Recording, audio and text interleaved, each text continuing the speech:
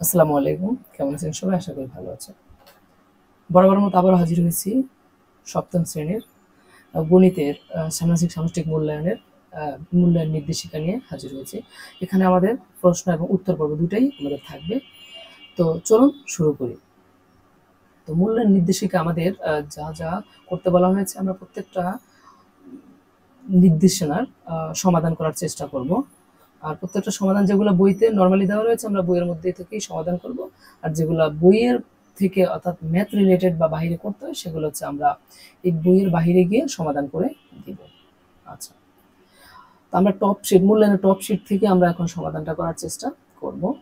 তো প্রথমে আমরা যদি লক্ষ্য করি মূল্যায়নের টপ শিটে প্রথম যে পার্টটার কথা উল্লেখ রয়েছে প্রথম অধ্যায়ের, সেটা হলো অভিজ্ঞতার বিভিন্ন ছক পূরণের ক্ষেত্রে আমাদেরকে যে কৌশলগুলো অবলম্বন করতে হবে সেটা হচ্ছে 1.14 এবং 1.16 এবং 1.18 এর এই মূল্যায়ন এই টপশিটগুলো বা এই ছকগুলো আমাদেরকে আমরা কিভাবে কৌশল অবলম্বন করছি সেটা এখানে আমাদেরকে তুলে ধরতে হবে।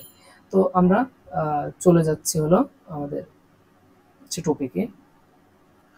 আচ্ছা, আমাদের 1.4 প্রথম ছকটা ছিল আমাদের 1.4 1.4 যে ছকটা বলা আছে যে তুমি যে সংখ্যাটি নিলে, অর্থাৎ তাহলে আমাদেরকে পূর্বের ছকটা আমাদেরকে জানতে হবে। পূর্বের ছকটা না জানলে আমরা এটা জানতে পারবো না। এখানে বলা আছে যে এবার চলো আমরা শ্রেণীকক্ষে বসে একটি কাজ করি। তোমাদের যাদের রোল জোড় সংখ্যা তারা 6 সংখ্যাটি লিখবে, আর যাদের রোল বিজোড় সংখ্যা তারা 5 সংখ্যাটি নিচের ছকে লিখবে। তাহলে অর্থাৎ আমাদেরকে এই যদি আমরা ছক 1.3 ফিল আপ করি তাহলে এখানে ফিল আপ করতে হবে। এখানে জায়গাটা খুবই ছোট, আমি পাশে লিখছি যে যাদের রোল বিজোড়, যদি আমি বিজোড়টা নিয়ে কাজ করি তাহলে বিজোড় যারা তারা লিখবে হচ্ছে 6। এখন সংখ্যাটি কতটি সংখ্যা রয়েছে? এখানে একটি সংখ্যা রয়েছে, একটি, এখানে একটি সংখ্যা রয়েছে, এটা নর্মাল বিষয়। এখন আমরা নিচের যদি আমাদের সেই 1.4 চলে যাই, এখানে বলা আছে যে গুণাকার গুণফল এবং গুণাকার আলাদাভাবে একটি সংখ্যা বা একই সংখ্যা কতবার রয়েছে। তাহলে এখানে আমাদেরকে আগে আমাদের উপরের টপিকটা জানতে হবে যে এখানে বলছে যে তুমি যে সংখ্যাটি নিলে সেই সংখ্যাটি দিয়ে একবার গুণ করো এবং তা নিচের শক্তি পূরণ করো। আচ্ছা, ঠিক আছে।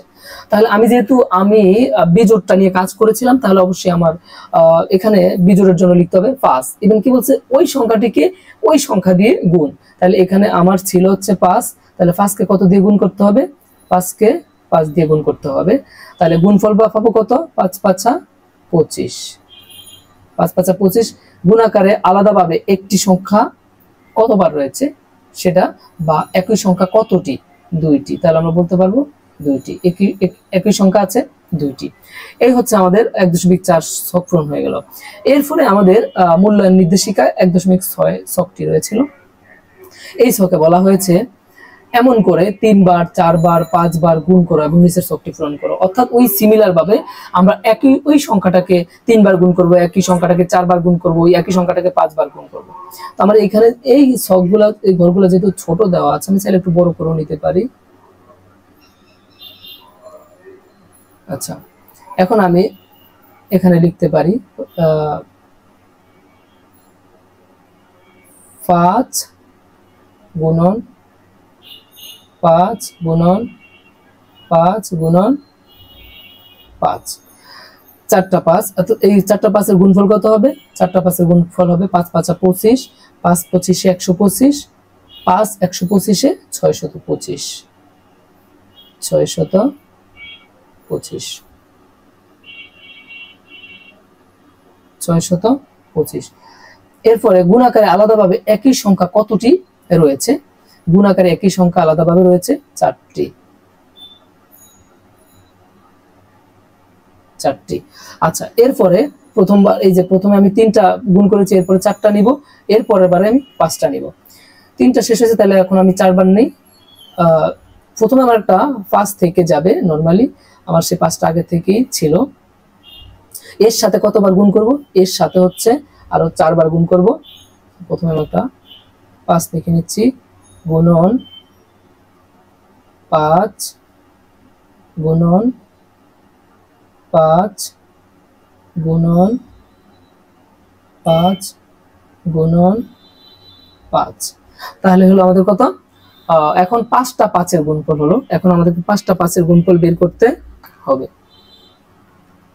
সেক্ষেত্রে আমরা জানি 4টা 5-এর গুণফল হচ্ছে 625।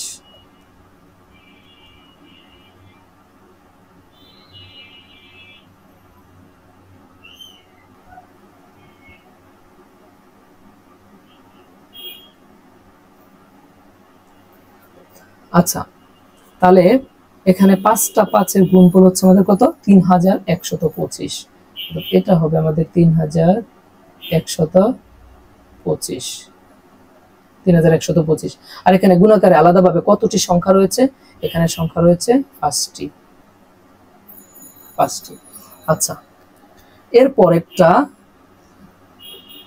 এরপরেরটাতে আমাদেরকে ফলো করতে হবে। এখানে বলা আছে যে 5 বার গুণ করো, তাহলে এখানে আমরা হচ্ছে একটা 5 আমাদের আগে থেকে ছিল, এটার সাথে আরো 5টা 5 গুণ হবে। একটা, দুইটা, তিনটা, চারটা, 5টা 5 গুণ হলো।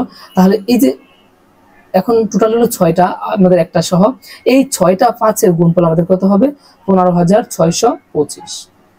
এটা হবে 15625। আর এখানে আলাদাভাবে একই সংখ্যা কতটি রয়েছে, একই সংখ্যা 6টি রয়েছে, অর্থাৎ 6টি 5 আমাদের এখানে রয়েছে। তাহলে আমাদের 1.6 ছকটি ফিল আপ হয়ে গেছে। এরপরে আমরা ফিল আপ করবো 1.8 যে আমাদের ছকটি রয়েছে সেই ছকটি। এই ছকটি আমাদের ফিল আপ করা রয়েছে, জাস্ট এখানে বুঝতে হবে বিষয়টা যে আসলে আমাদেরকে কি বলেছে বা কি জানতে চেয়েছে আমাদের কাছে।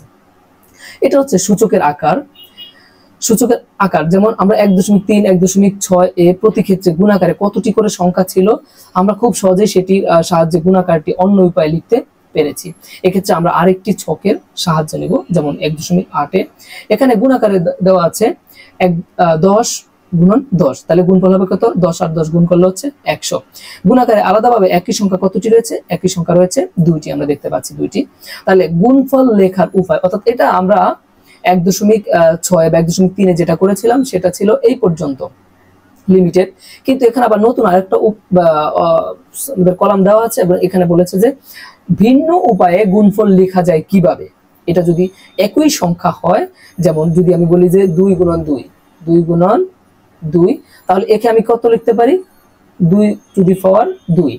কিভাবে, অর্থাৎ একই সংখ্যাটা সূচকীয় নিয়মে হচ্ছে একই সংখ্যা যদি বারবার আসে গুণাকারে থাকে, তাহলে ওই একটা সংখ্যা লিখে গুণ আকারে থাকার কারণে ওই তাদের প্রত্যেকটা সংখ্যার উপরে যে পাওয়ার ছিল ওই পাওয়ার গুলো আমরা যোগ করে লিখে দিলে আমাদের অ্যান্সারটা হয়ে যায়। এটা হচ্ছে ভিন্ন উপায়ে গুণফল লেখার নিয়ম, ঠিক আছে, এটা সূচকীয় গুণফল বলা হয় নরমালি এটাকে। এরপরে যদি আমরা 3টা 10 আছে, এখানে 3টা 10-এর গুণফল হচ্ছে নরমালি 1000। ইভেন আমরা দেখেছি যে একই সংখ্যা আলাদাভাবে কতটি রয়েছে, 3টি, এবং তাদের আলাদাভাবে অন্য উপায়ে গুণফল লেখার নিয়ম হচ্ছে 10 টু দি পাওয়ার 3। যেমন এখানে আমরা একটা 10 লিখেছি আর প্রত্যেকটা 10 গুণ আকারে রয়েছে, তাহলে আমরা কি করব, বলেছিলাম যে একটা 10 লিখে পাওয়ারগুলো যোগ করে দেব, এই 10-এর পাওয়ার 1, এই 10-এর পাওয়ার 1, এই 10-এর পাওয়ার 1, সবগুলা পাওয়ার যোগ করে দিলে 1 যোগ 1 যোগ 1 সমান সমান 3 হয়ে গেল। ঠিক সিমিলার ভাবে পরেরটা এটাও হয়ে গেল। তাহলে 1.8 এর যে ছকটা আশা করি বুঝতে পারছেন। বেসিক বিষয়টা হলো কি, যদি একই সংখ্যা বারবার গুণ আকারে থাকে তাহলে আমরা একটা সংখ্যা লিখে তাদের উপর যে পাওয়ার ছিল সবগুলা যোগ করে দিব। এখন এখানে প্রশ্ন থাকতে পারে যে এখানে 10-এর উপর কোনো তো সংখ্যা দেখতে পাচ্ছি না, আপনি কোথায় কেন বললেন যে 1 আছে। এখানে আমরা জানি কোনো কিছুর পাওয়ার কিছু নাই মানে সেখানে একটা 1 রয়েছে, এই জন্য আমরা এই পাওয়ার গুলো এখানে 1 1 ধরে যোগ করেছি। যদি এখানে আমার এই যে এখানে আমরা একটা এক্সাম্পল দিয়েছি, এই 2 এর পাওয়ার 2 থাকতো তাহলে আমি এখানে 2 লিখতে পারতাম না, এখানে লিখতে হতো আমার 3, কারণ এই 2 এর পাওয়ার হচ্ছে 2, পরবর্তী 2 এর পাওয়ার হচ্ছে 1, 2 আর 1 যোগ করলে হবে 3। এটা ছিল হচ্ছে আমাদের এই পর্যন্ত এই ছকটা। ওকে, আমরা এর পরবর্তী ছকে চলে যাব।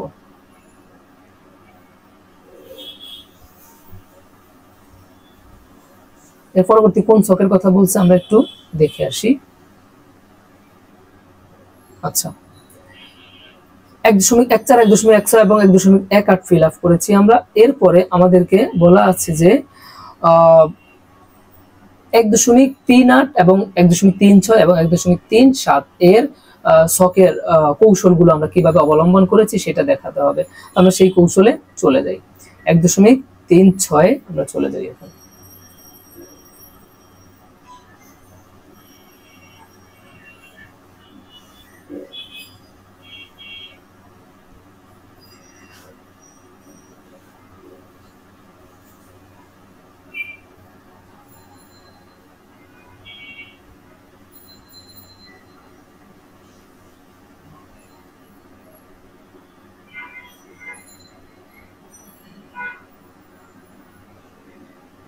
আচ্ছা, এখন আমরা যে ছকটিতে চলে আসছি এটা হলো 1.36 এর যে ছকটা ছিল সেটা।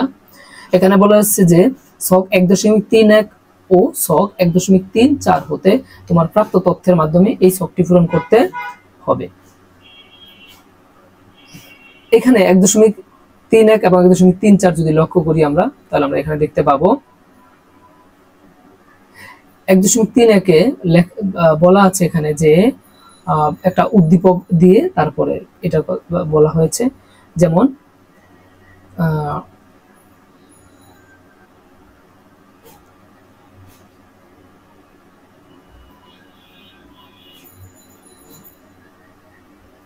সূচকের সূচক থেকে আমরা যদি একটি বিদ্যালয়ে 5 দিন ধরে নিজেদের রুলের শেষের অঙ্ক সমান ক্যান্ডি দেওয়ার কথা ভাবছে বা দিবে তারা, ধরো তোমাদের বিদ্যালয়ে, অর্থাৎ একটি বিদ্যালয়ের প্রত্যেকটা স্টুডেন্টের একটা রোল নং রয়েছে, আর রোল নং এর শেষের অঙ্ক অর্থাৎ একক স্থানীয় অঙ্কটা যত তার সমান সংখ্যক ক্যান্ডি দিবে আর কি।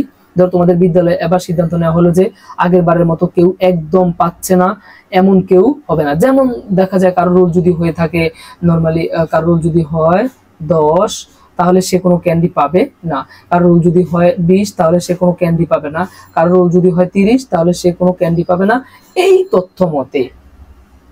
তাহলে তাই আবার বিদ্যালয় কর্তৃপক্ষ আগের বারের মতো সকলকে 5 দিন ধরে ক্যান্ডি দেওয়ার সিদ্ধান্ত নিল, কিন্তু এবার নতুন নিয়মে যাতে কেউই বাদ না পড়ে। তাহলে এবার তোমরা তোমাদের রোল নম্বর চিন্তা করো এবং শেষের অঙ্কটি নাও। তবে এবার এখানে নতুন একটা নিয়ম হচ্ছে, যেহেতু আগের বার যাদের শেষের অঙ্ক 0 অথবা 1 ছিল তারা একদমই কোনো ক্যান্ডি পায়নি বা খুব কম ক্যান্ডি পেয়েছে, তাই এবার সেই শিক্ষার্থীরা শেষ অঙ্ক না ধরে তার জায়গায় 11 ধরা হবে। অর্থাৎ যে শিক্ষার্থীর শেষের অঙ্ক 0 অথবা 1 তারা ধরবে 11, অর্থাৎ যাদের রোলের শেষ অঙ্ক 0 অথবা 1 তারা 11 চিন্তা করতে পারবে। পূর্বের থেকে আরেকটি নিয়ম পরিবর্তন এসেছে। আগের নিয়ম প্রথম দিন শেষের অঙ্ক, শেষ অঙ্ক, রোলের শেষ অঙ্ক যা একজন শিক্ষার্থী সেই সংখ্যক ক্যান্ডি পেয়েছিল, এবার প্রথম দিন সকলে একটি করে ক্যান্ডি পাবে, বাকি নিয়মগুলো আগের মতোই চলবে। অর্থাৎ দ্বিতীয় দিন একজন শিক্ষার্থী প্রাপ্ত ক্যান্ডির সংখ্যা হবে আগের দিনে পাওয়া ক্যান্ডির সংখ্যার সাথে তার রোলের শেষ অঙ্ক গুণ করা হলে গুণফল যা হবে সেই সংখ্যক চকলেট সে পাবে। এইভাবে বাকি দিনগুলোতে সকলেই ক্যান্ডি পাবে। তাহলে আমাদেরকে এইভাবে ছকটা পূরণ করতে হবে। যেমন প্রথমে এখানে আমরা রোল নংটা লিখলাম, রোল নংটা কত, আবার এই রোলের শেষ অঙ্ক লিখলাম। এখানে দিন হচ্ছে প্রথম দিন, তৃতীয় দিন, এবার পঞ্চম দিন পর্যন্ত।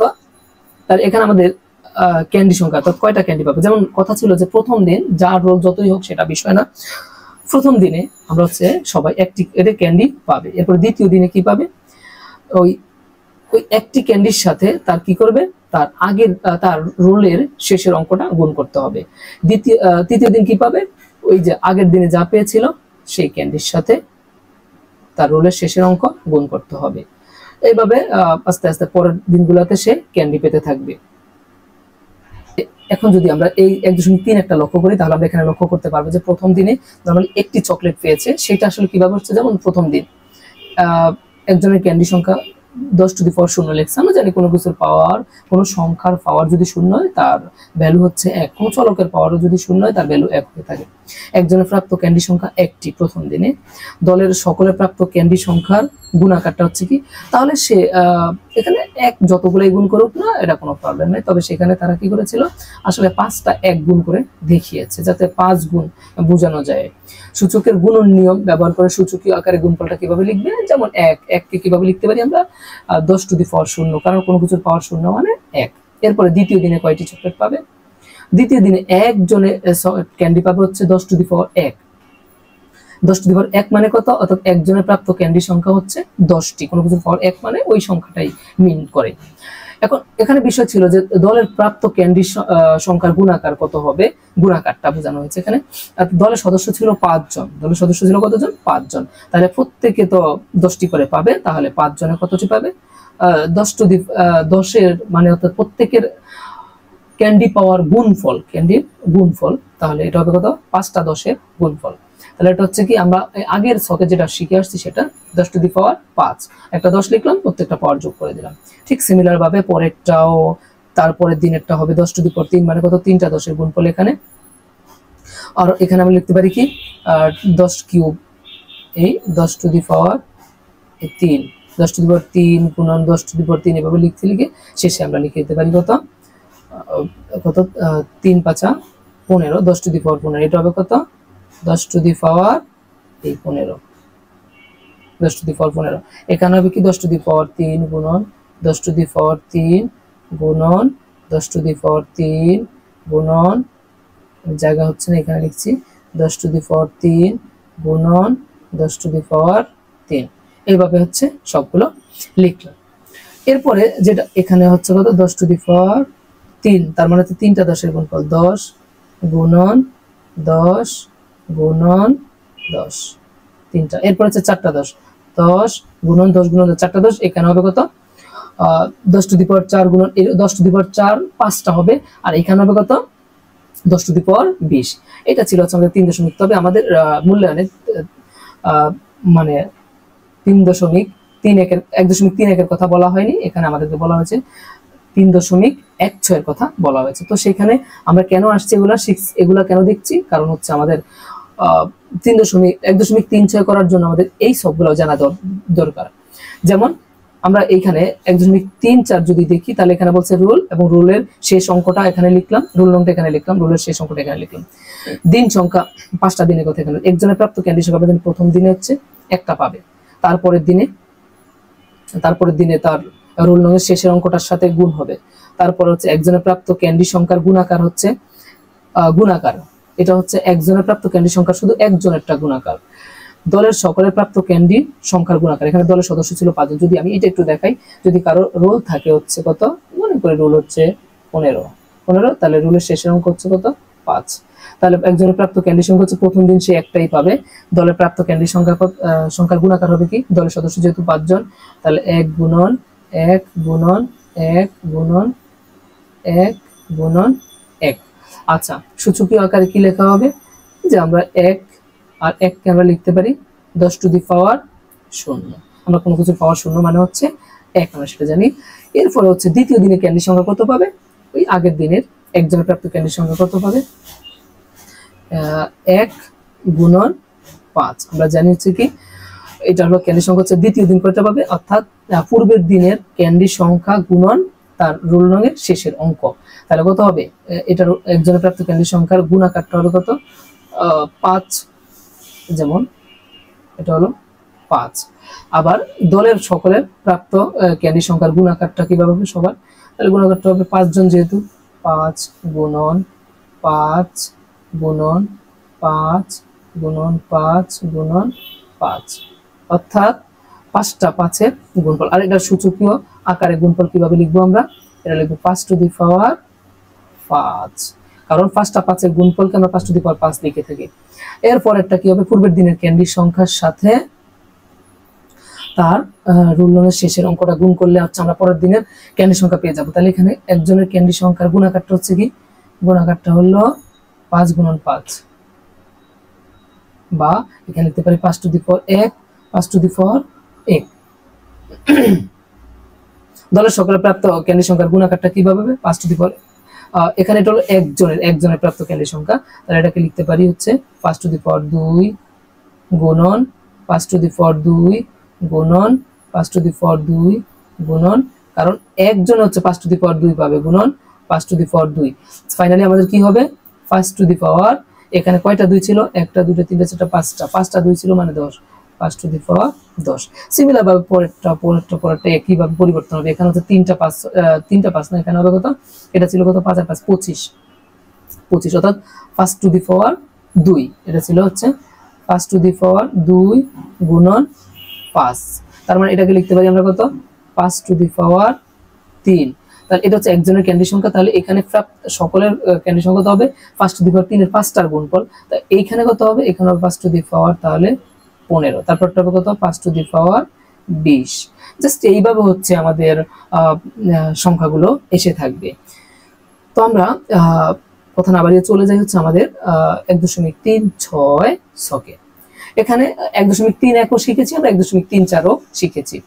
বলছে যে প্রাপ্ত তথ্যের মাধ্যমে পূরণ করো, যেমন দলের সকলের প্রাপ্ত ক্যান্ডি সংখ্যার গুণাকার এবং সূচকীয় আকারে গুণফলটা লিখতে বলা হয়েছে এখানে।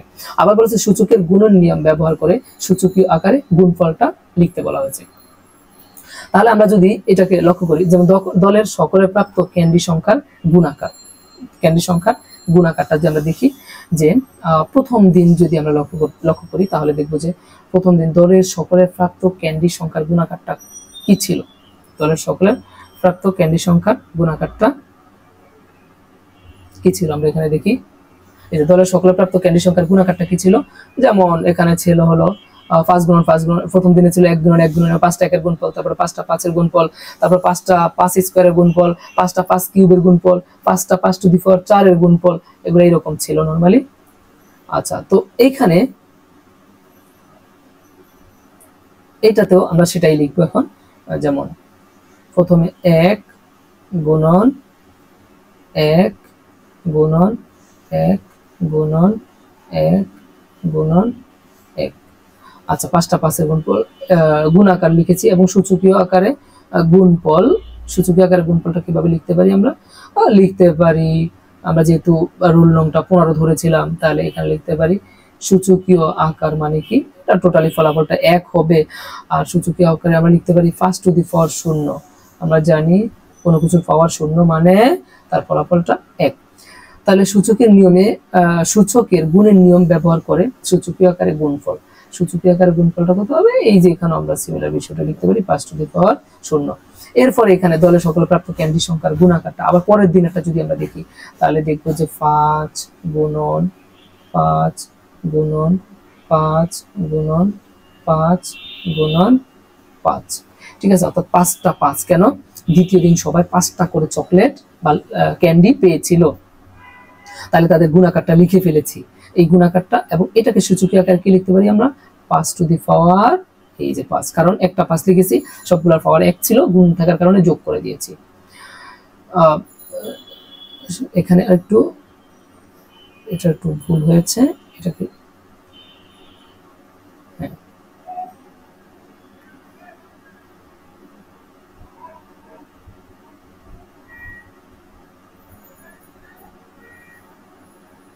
আচ্ছা, এখন আমরা এখানে লিখবো হচ্ছে যেমন 5 টু দি পাওয়ার 1 গুণন 5 টু দি পাওয়ার 1 গুণন 5 টু দি পাওয়ার 1 গুণন 5 টু দি পাওয়ার 1 গুণন 5 টু দি পাওয়ার 1। আচ্ছা, 5 টু দি পাওয়ার 1 লিখলাম, কয়টা 5 টু দি পাওয়ার 1, কয়টা হলো 1টা 2টা 3টা 4টা 5টা 5 টু দি পাওয়ার 1, তাহলে এটার অ্যান্সারটা হবে কি 5 টু দি পাওয়ার 5। এরপরে আমি লিখলাম যে প্রত্যেকের এরপরেরটা হবে 5 কত 5 স্কয়ারটা হয় সাধারণত। এরপরে দলের সকল প্রাপ্তির ক্যান্ডি সংখ্যার গুণাকারটা এইখানে আমরা লিখতে পারি কত, এটা হলো 25 গুণন 25 গুণন 25 গুণন 25। ঠিক আছে, গুণন 25, 4টা হয়েছে, আরেকটা 25 লাগবে, কারণ পূর্বের দিনের ক্যান্ডি সংখ্যা থেকে পরবর্তী দিন তার শেষের অঙ্কটা গুণ করে তারপরে লিখতে হবে।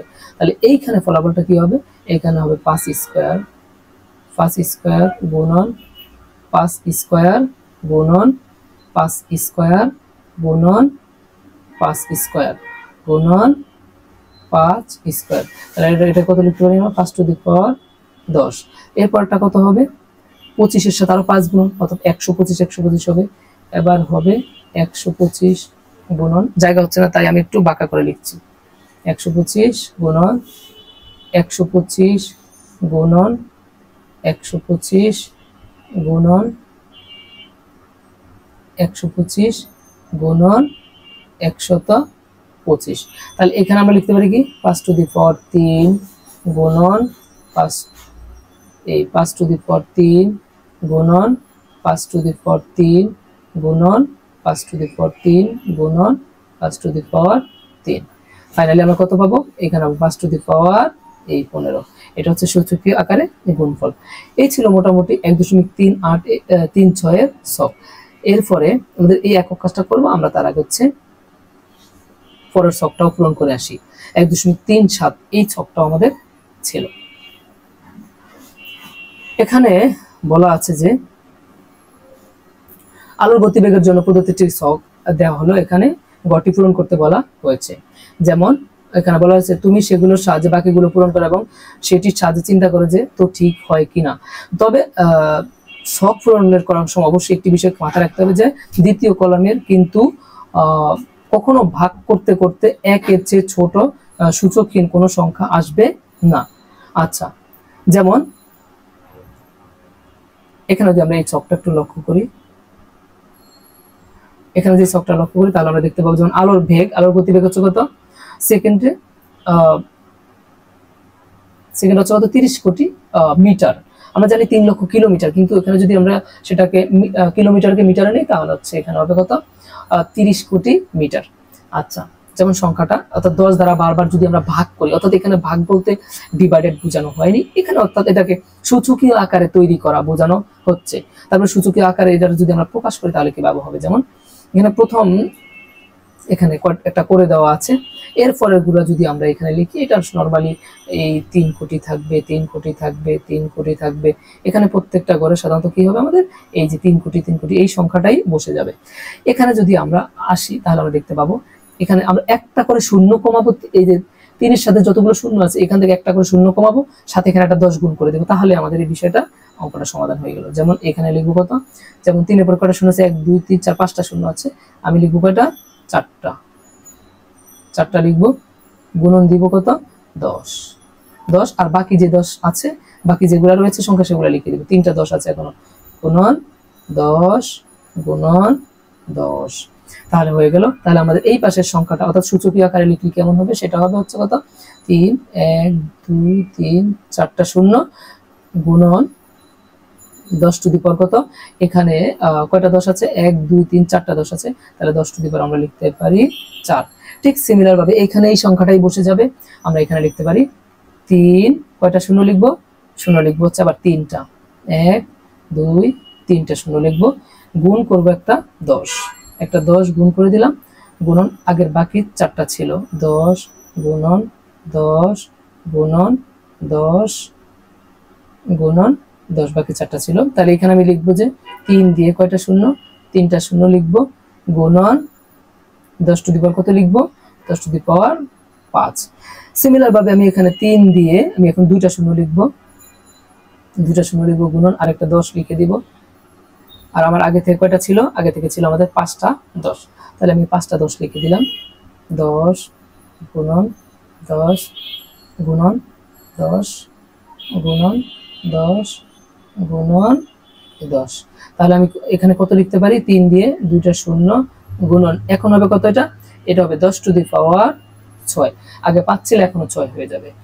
আবার আমি 3 লিখলাম, 3 লিখে এখন লিখবো হচ্ছে কত, এখন লিখবো হলো একটা শূন্য আর এর সাথে আরেকটা 10 গুণ করে দিব, তাহলে গুণন 10 গুণন 10, আর 6টা ছিল আগে থেকে আমি সেই 6টা লিখে দিচ্ছি, গুণন 10 গুণন 10 কয়টা হলো 1 2 3 4 এই গুণন এই 10 গুণন এই 10, তাহলে ফাইনালি আমরা কত পাবো 30, এর সাথে গুণন কত 10 টু দি পাওয়ার 7। আচ্ছা, এরপরে আমরা লিখবো হচ্ছে কত, এরপর শুধু 3 লিখবো, শুধু 3 লিখে এখানে লিখবো একটা 10 লিখে দিব, গুণন আমার আগে থেকে 7টা 10 ছিল আমি সেই 7টা 10 লিখে দিতে হবে, এখন 10 গুণন 10 গুণন 10 গুণন 10 হ্যাঁ গুণন 10 কত হলো 1 2 3 4 5টা হলো, গুণন 10 গুণন 10, তাহলে কত হলো 3 গুণন 10 টু দি পাওয়ার এখন হবে 8, 3 গুণন 10 টু দি পাওয়ার 8 হয়ে গেল। এইটা একটা সায়েন্টিফিক নাম্বার বা বৈজ্ঞানিক নাম সংখ্যা এটাকে বলা হয়ে থাকে। এরপরে চূড়ান্ত পর্যায়ে আমরা কি লিখতে পারি, এটাকে চূড়ান্ত পর্যায়ে কি লিখতে পারি, এটাকে আমরা যেমন এখানে আমাদেরকে যেটা বলেছে যে এখানে 1-এর চেয়ে ছোট সূচকহীন কোনো সংখ্যা আসবে না, কিন্তু কখনো ভাগ করতে যেমন যদি নিচের কলামে কখনো ভাগ করতে করতে 1-এর চেয়ে ছোট সূচকীয় কোনো সংখ্যা আসবে না, অর্থাৎ 1-এর চেয়ে ছোট সূচকীয় সংখ্যা আসবে না, যদি আমরা এটাকে দেখি তো ঠিকই দেখেছিলাম যে এখানে দেখলাম যে সূচকীয় সংখ্যা এই যে পাওয়ার, এই যেটা আছে পাওয়ার সেটা হচ্ছে সূচক, একের নিচে কোনো সংখ্যা আসেনি। 1 ছিল, 2 ছিল, 3 ছিল, 5 ছিল, 7 ছিল, 8 ছিল। এরপরে আর কত আসবে? আমরা চাইলে এটাকে আমরা আরেকটা ঘর লিখতে পারি, একটা দশমিক ঘর এগিয়ে দিয়ে, যেমন 0.3 লিখে এটাকে লিখতে পারি 0.3। আমরা এটা এতে শিখে আসছি যে যদি আমার থাকে 10, আমি এটাকে লিখতে পারি কত, যেমন এটাকে লিখতে পারি 100/10, 100/10 আমরা এটাকে এইভাবে লিখতে পারি, কারণ 10 দিয়ে 100কে ভাগ করলে আবার 10 পেয়ে যাব। তো ঠিক এইখানে যদি 3 থাকে, এখানে যদি 3 থাকে আর 3কে যদি আমরা লিখতে চাই 0.3, তাহলে এর সাথে গুণ করতে হবে একটা 10, কারণ 0.3 এর সাথে যদি আমরা একটা 10 গুণ করি সেটা 3 হয়ে যাবে। তো ঠিক ওই লাইনটা আমরা চাইলে করতে পারি, তখন হবে কি 0.3 গুণন 10⁻৯, সেই লাইনটা না লিখলেও হবে, কোনো সমস্যা নেই। ওকে, এইটা গেল। এরপরে আমাদের 1.38 এখন যে ছকটা রয়েছে আমাদের সেই ছকটা ফিল আপ করতে হবে। এখানে কি বলা আছে, এখানেও ঠিক একটু আগে যে ছকটা পূরণ করছি ঠিক একই ছকটা আমাদের এখানে পূরণ করতে হবে। যেমন পৃথিবী থেকে সূর্যের দূরত্ব 15 কোটি কিলোমিটার প্রায়, এই সংখ্যাটা এখানে লিখেছি। আমরা জানি এই প্রত্যেক ঘরে একই সংখ্যাটা বসবে, একে ওই আগেরটার মতো 10 করে আমরা কমাতে থাকবো, ঠিক আগেরটার মতো করে, এবং ফাইনালে হচ্ছে সূচকীয় আকারে প্রকাশ করব। যেমন এখানে আমরা লিখেছি একটা শূন্য কমিয়ে লিখে একটা 10 গুণ করে দিছি, আবার আরেকটা শূন্য কমিয়ে একটা 10 গুণ করে দিছি, সূচকীয় আকারে কি হবে 10⁻20। আবার এখানে কি করেছি আরেকটা শূন্য কমিয়ে দিয়ে আরেকটা 10 লিখেছি, ঠিক আমরা পরের বারও একই কাজ করব। 15 আছে কয়টা শূন্য? 4টা শূন্য, আমরা 3টা শূন্য লিখবো, 3টা শূন্য লিখবো, আর এরপর হচ্ছে একটা 10 গুণ করে দিব, একটা 10, ঠিক আছে, গুণন হবে হতো 10 গুণন এই 10, ঠিক আছে। তাহলে এটা হলো কত? 1, 5, 3টা শূন্য গুণন কত হলো 10⁻4। আবার এখানে আবার আমরা লিখতে পারি কত 1, 5, আরেকটা শূন্য কমিয়ে দিব, এখন হবে 2টা, তারপর হচ্ছে গুণন করব 10 গুণন 10 গুণন 10 গুণন 10 5টা, তাহলে আমি এত সময় নিচ্ছি না, 1, 5, 2টা শূন্য গুণন 10⁻5। আবার এরপরে কত হবে 1, 5, শুধু একটা শূন্য লিখবো, এখানে একটা 10 গুণ করে দেব। আমার পূর্বে থেকে আরো কয়টা 10 ছিল, 10টা 10 ছিল, সরি 5টা 10 ছিল, তাহলে আমি লিখবো 1, 5, 0 গুণন এখানে লিখতে পারি আমরা 10⁻6। এরপর একটা কত হবে 10, এখানে লিখবো হচ্ছে এই শূন্য একটা কমিয়ে এর সাথে একটা 10 গুণ করে দিব, আর এখানে আমাদের হবে 10⁻7। এই হলো আমাদের হচ্ছে এই সূচকীয় নিয়মটা, এটা গেল এখানে। এরপরে এই অধ্যায়ে আমাদের আর কি কাজ রয়েছে আমরা সেটা একটু দেখে আসি। 1.38 করেছি, 1.36, 1.37 করেছি। এরপরে আমাদের যে কাজটার কথা বলা হয়েছে যে পৃষ্ঠা 24-এর একক কাজ, অর্থাৎ ডায়াগ্রামে লুকানো নাম্বারটা খুঁজে বের করার পরিকল্পনা, বা কিভাবে আমরা এটাকে বের করতে পারি, কয়টা উপায়ে। এরপরে হচ্ছে পৃষ্ঠা 28-এর 3 এবং 4 নং কাজের পরিকল্পনা করতে হবে। তো আমরা হচ্ছে আগে 24-এরটা করে আসি, তারপরে 28 পৃষ্ঠাটা করব। আচ্ছা, এখানে একটা ডায়াগ্রাম রয়েছে।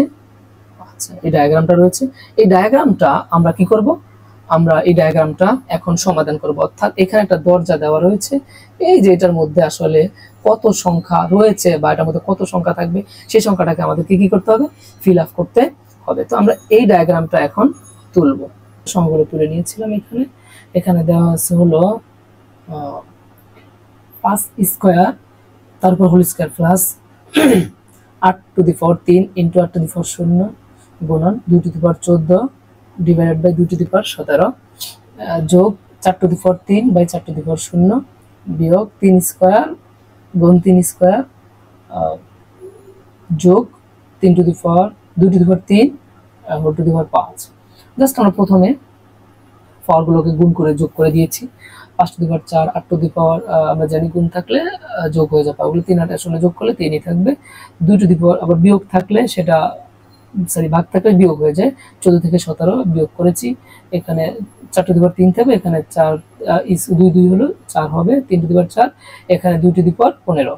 আচ্ছা, এরপরে এখানে হচ্ছে 5 two the power 4 8 two the পাওয়ার 3, এখানে এই যে 2 টু দি পাওয়ার 17 থেকে 17 থেকে 14 চলে গেলে -3 থাকে, ঠিক সেটা বাকিগুলো আগের মতো ছিল।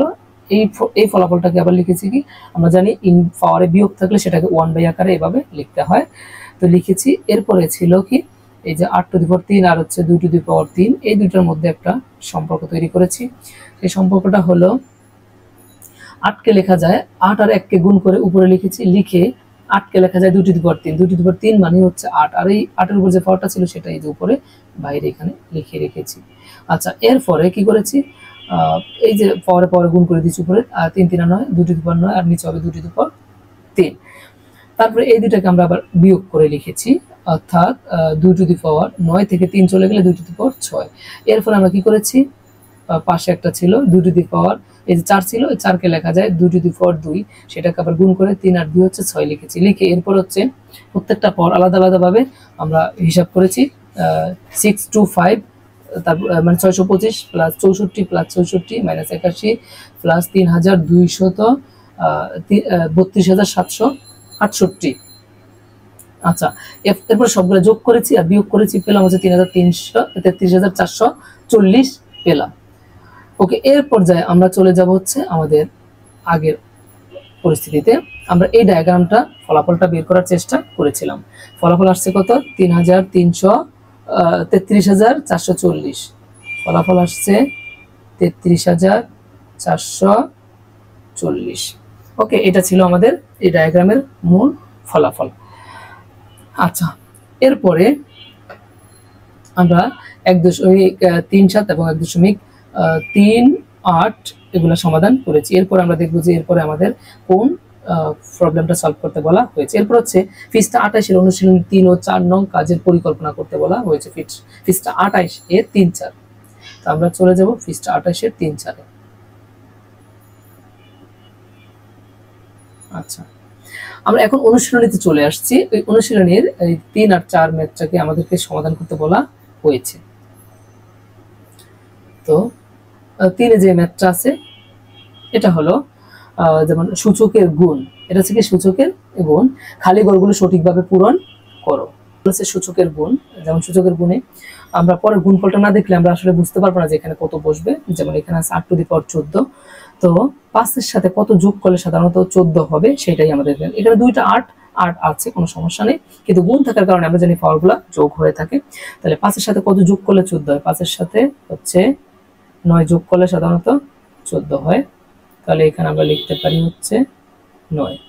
আচ্ছা, এরপরেরটা এখানে যদি দেখি সূচকের ভাগ, তো ভাগের ক্ষেত্রে আমরা লক্ষ্য করি ভাগফলটার দিকে আমাদেরকে আগে তাকাতে হবে। এখানে আছে 9 টু দি পাওয়ার 21। 58কে ভাগের ক্ষেত্রে আসলে বিয়োগ হয়, আমরা এটা জানি। তো 9 এর মতো ঠিকই আছে, যে 58 থেকে কত বিয়োগ করলে আমাদের হচ্ছে 21 হবে। 58 থেকে কত বিয়োগ করলে 21 হবে, এটা সাধারণত হচ্ছে কত, যদি আমরা 27 বিয়োগ করি, 27 বিয়োগ করি তাহলে হবে কত, আচ্ছা দেখুন 37 হচ্ছে বিয়োগ করতে হবে, কত 37, কারণ হচ্ছে 58 থেকে যদি আমরা 37 বিয়োগ করে দিই তাহলে আমাদের 21 থাকবে ফলাফলটা। এরপরে সূচক আকার যদি আমরা এদিকে তাকাই,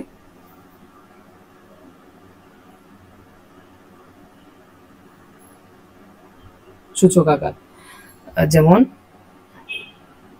এটার দিকে যদি আমরা তাকাই তাহলে আমরা কি দেখতে পাবো, যেমন এখানে আছে 16 টু দি পাওয়ার 3, এখানে উপরে একটা ফাঁকা ঘর আছে, এখানে আছে 16 টু দি পাওয়ার 24। অর্থাৎ আমরা জানি এখানে পাওয়ারের সবসময় গুণ আকারে থাকে। তো এই যে 3 এর সাথে কত গুণ করলে 24 হবে, এখানে নরমালি হচ্ছে 8 যদি আমরা গুণ করে দিই তাহলে 24 হয়ে যাবে। এরপরে এখানে আমরা দেখতে পাচ্ছি যে 14 টু দি পাওয়ার খালি ঘর দেওয়া আছে, এখানে আছে 22। অর্থাৎ দুইটা গুণ যেহেতু আছে, যেমন 15 এর সাথে কত গুণ করলে 22 হবে, 15 এর সাথে 7 গুণ করলে 7 যোগ করলে সাধারণত 22 হবে সেটা। আচ্ছা, এরপরে এখানে যেহেতু ভাগ আছে তার মানে বিয়োগ, অর্থাৎ কত থেকে 4 বিয়োগ করলে আমাদের 8 থাকে, যেমন 12 থেকে 4 বিয়োগ করলে 8 থাকে 12। এরপরে এটার দিকে যদি লক্ষ্য করি, যেমন হচ্ছে এখানে আছে 12, 26 টু দি পাওয়ার 12, এখানে 26 টু দি প্রথমে একটা খালি ঘর দেওয়া রয়েছে, এই খালি ঘর আমরা বসাইতে হবে 2, কারণ 6 আর 2 গুণ করলে 6 দ্বিগুণে 12 হয়ে থাকে। এরপরে এখানে আছে, এখানে আসলে কিছুই দেওয়া নেই, এখানে যেহেতু 5 দেওয়া আছে এটা, তাহলে এই সংখ্যাটাও যেহেতু 5 তাহলে আমাদের এখানে বুঝে নিতে হবে এটাও 5 হবে। আচ্ছা 5 লিখলাম। এরপরে এখানে কত হবে, এখানে 4 টু দি পাওয়ার 29 আছে, এখানে উপরে পাওয়ার গুলা ঠিক আছে, 35 থেকে 6 চলে গেলে 29 থাকে, এখানে তাহলে আমাদেরকে একটা কত লিখতে হবে, 4 লিখতে হবে। আচ্ছা এখানে যদি আমরা তাকাই, এখানে যেহেতু 3 আছে, এখানে আছে 44 এবং 4 11 44 হয়, তাহলে এখানে নরমালি আমাদেরকে 3 লিখতে হবে। আচ্ছা এরপর একটা কত, এখানে দুইটার একটাও লিখে নেই, এখানে যেহেতু 17 দেওয়া আছে আর 10 আর 6 যোগ করলে 16 হয়, তার মানে এখানে আমাদেরকে লিখতে হবে 17, দুইটাই 17, 17 two the power 10 R 17 two the পাওয়ার 6 মানে 17 টু দি পাওয়ার 16 হবে। তারপরে এখানে আছে 52 অর্থাৎ 52 এর উপরে 8 আছে, বিয়োগ ভাগ 52 টু দি পাওয়ার কিছু দেওয়া নেই। আমরা জানি পাওয়ার ভাগ থাকলে পাওয়ারগুলো কি হয়ে যাবে, বিয়োগ হবে। তো এখানে আছে যেহেতু 0 পাওয়ারে, তার মানে এখানে আমরা 8 বিয়োগ করে দিতে হবে, 8 থেকে 8 চলে গেলে 0 থাকে। এখানে 5 টু দি পাওয়ার কত দেওয়া আছে, 4 হোল টু দি পাওয়ার আছে -5, আর এই যে 4 আর 5 গুণ করলে, এখানে মাইনাসটা আসলে গুণের ভিতরে একটা মাইনাস, এই যে এখানে একটা ব্র্যাকেট দিয়ে যদি দেখাই আমরা, তাহলে এইভাবে আছে নরমালি। আর এইভাবে যদি দুইটা সংখ্যা গুণ থাকে, একটা সাথে মাইনাস আছে আর একটা প্লাস আছে, তাহলে প্লাসে মাইনাসে সাধারণত কি হয়ে যাবে, এই যে মাইনাস হবে, আর 4 5 হবে কত, এই 20।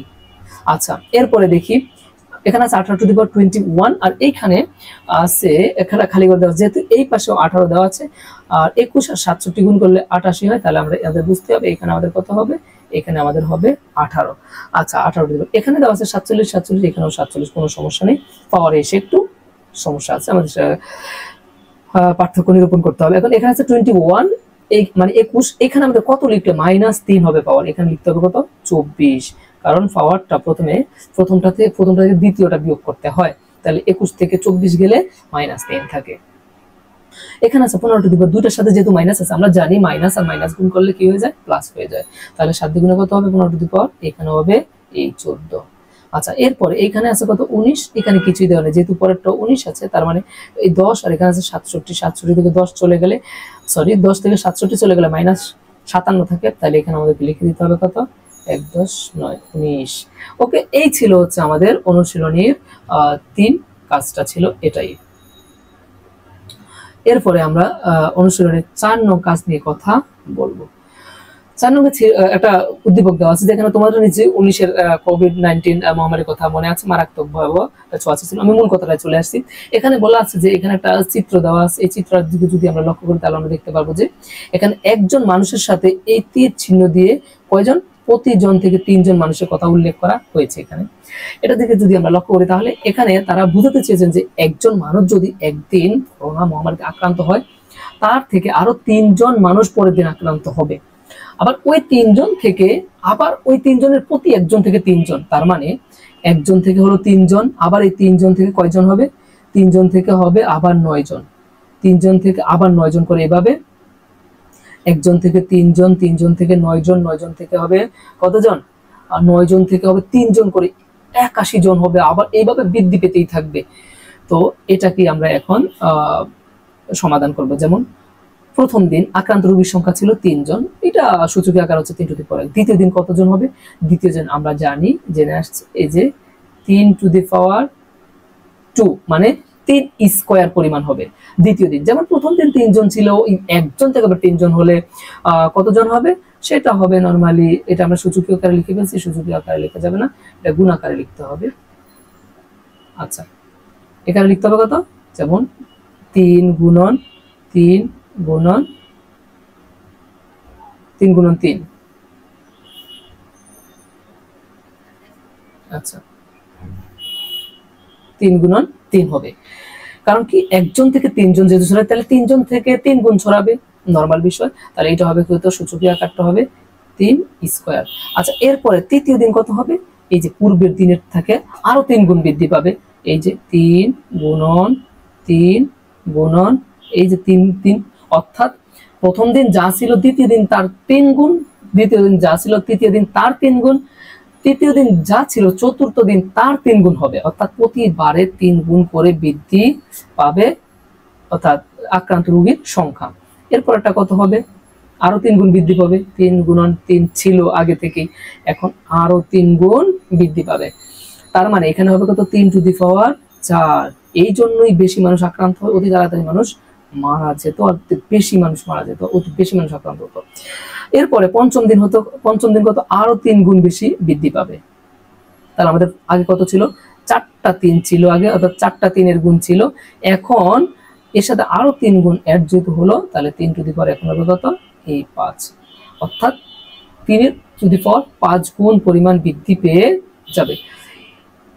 এই ধারায় আমাদেরকে বের করে নিতে হবে কত 11তম দিন ও 14তম দিন শেষে সর্বনিম্ন কতজন আক্রান্ত হতে পারে। ওকে, এই ধারায় আমাদের 11তম দিনেরটা যদি আমরা এখন লক্ষ্য করি, এখানে আমাদের একটু জায়গা আছে, আমরা এই জায়গাটার মধ্যে করে ফেলি। যেমন এখানে আমরা দেখছি পঞ্চম দিনে কয়টা 1টা 2টা 3টা 4টা 5টা 3, তাহলে 11তম দিনে কি হবে, তাহলে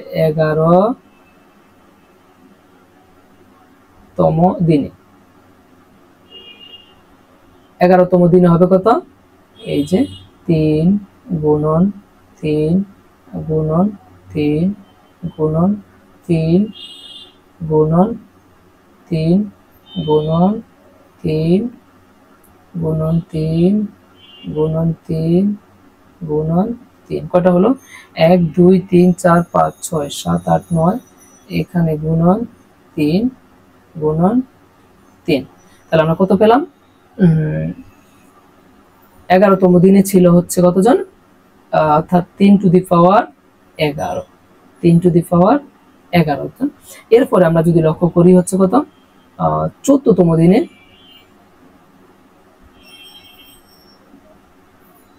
14তম দিনে আক্রান্ত হবে কতজন, সর্বনিম্ন কতজন আক্রান্ত হতে পারে।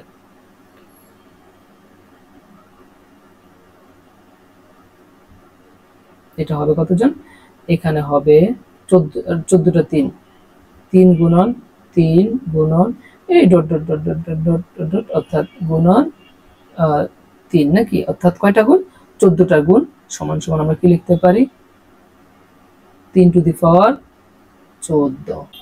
তাহলে আমরা কত দেখলাম যে 11তম দিনে হচ্ছে কতজন আক্রান্ত হতে পারে 1,77,147 জন, যা 14তম দিনে পৌঁছতে পারে 47,82,969 জন পর্যন্ত সর্বনিম্ন পৌঁছতে, অর্থাৎ আক্রান্ত হতে পারে।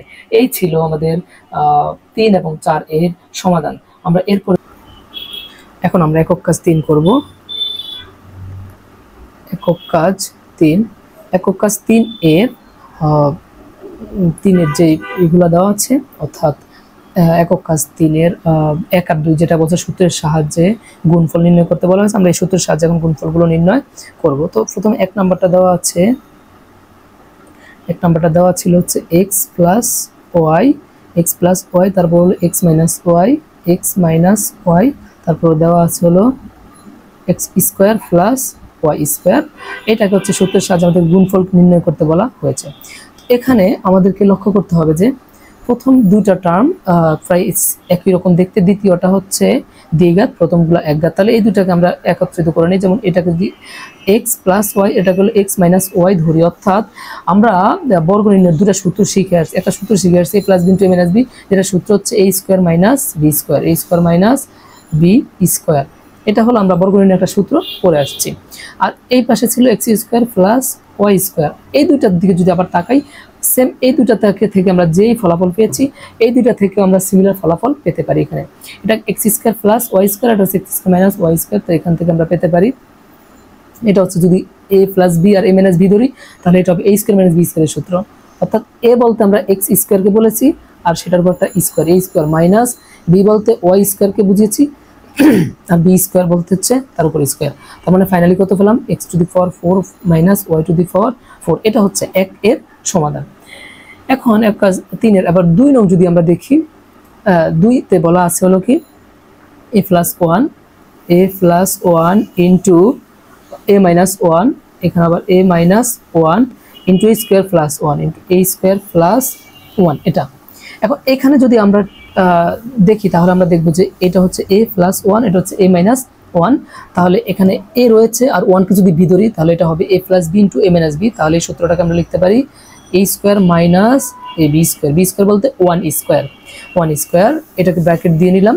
আবার এই পাশে আমার পাশেই ছিল a স্কোয়ার প্লাস 1, 1 উপর স্কোয়ার দিল যে ফলাফল, না দিল একই ফলাফলই হবে।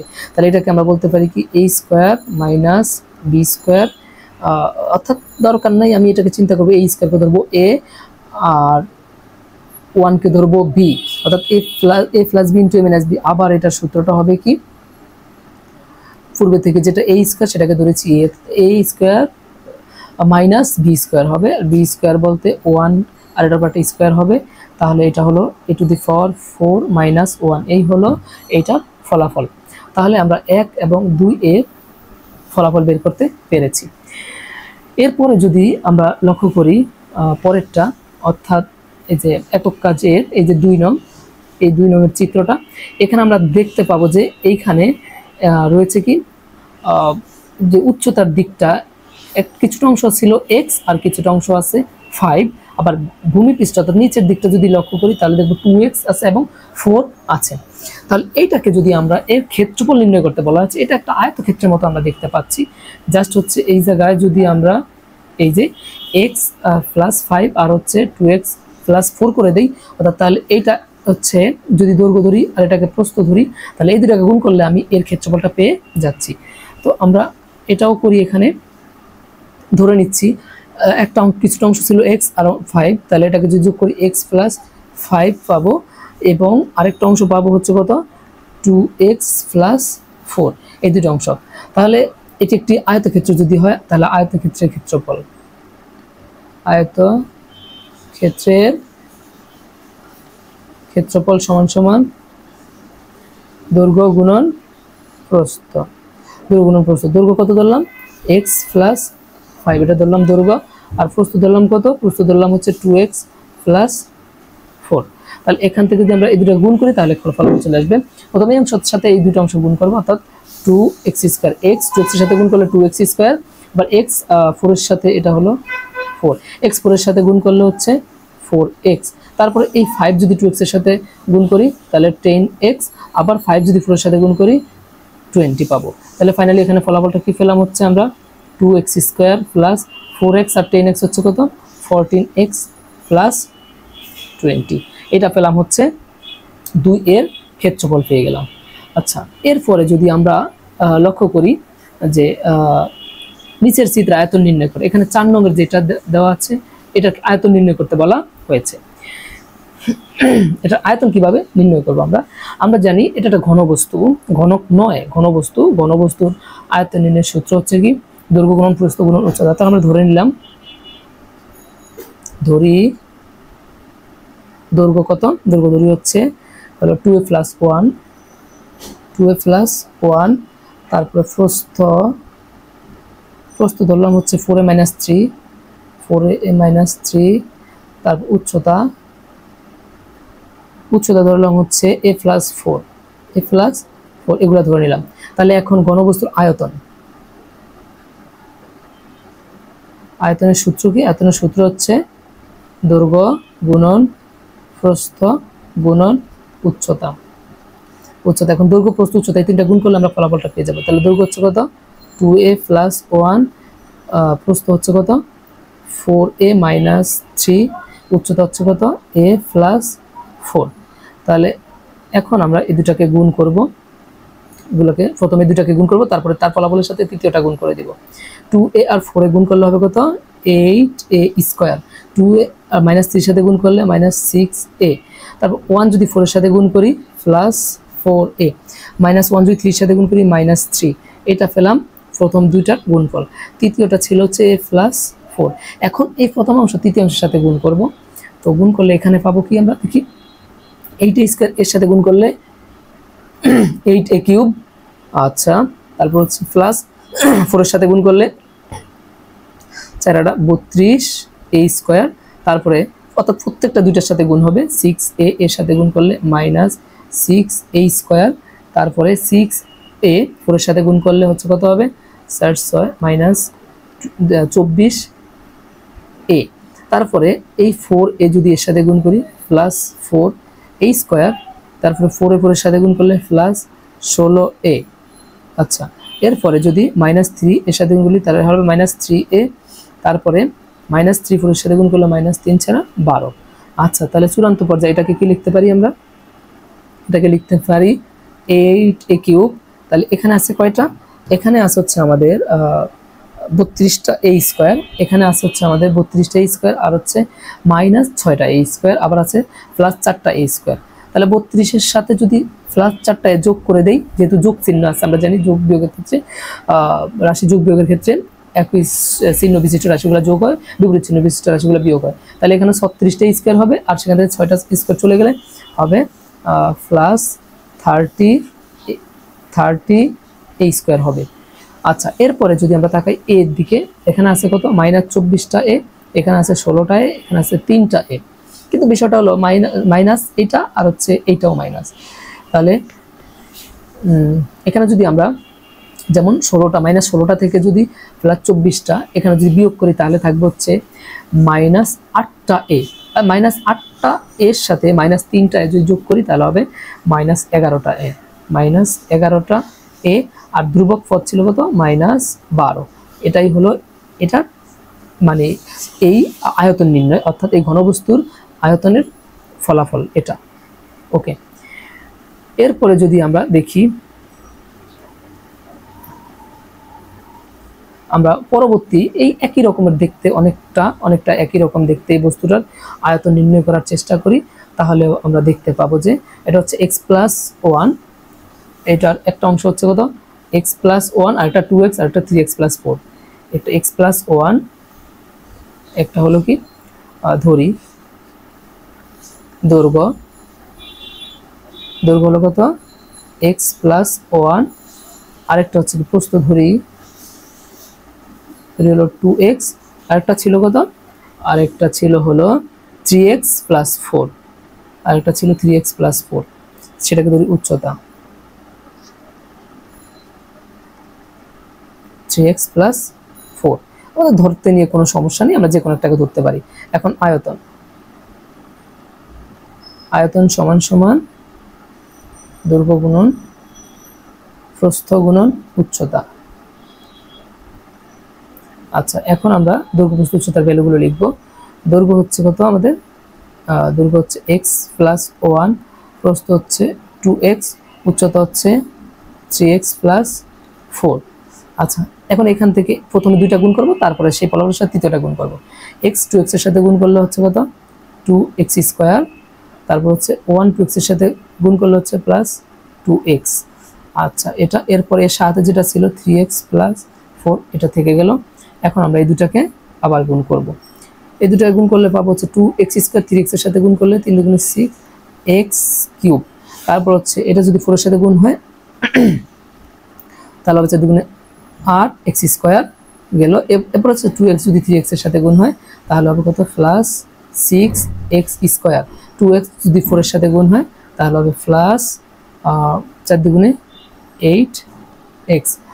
আচ্ছা, চূড়ান্তভাবে এখান থেকে কি ফলাফল পাচ্ছি? তাহলে আমরা 6x³ +8x² আর হচ্ছে 6টা x² যোগ করলে হবে কত? 14টা x² +8x। এটাই হচ্ছে এর ফলাফল। আচ্ছা, এরপরে যদি দেখি যে দেখেছে 6 নাম্বার যে অঙ্কটা রয়েছে, এটাতে দেখতে পাচ্ছি আমরা ঠিক এখানে 2টা পাশ রয়েছে, 4টা পাশের যে কোনো 2টা পাশ আমরা ধরে নিতে পারি। এটা দেখতে অনেকটা আয়তক্ষেত্রের মতো। এক পাশে রয়েছে 2, কিছুটা অংশ 2, হলুদ রং করা অংশটা 2, আর হচ্ছে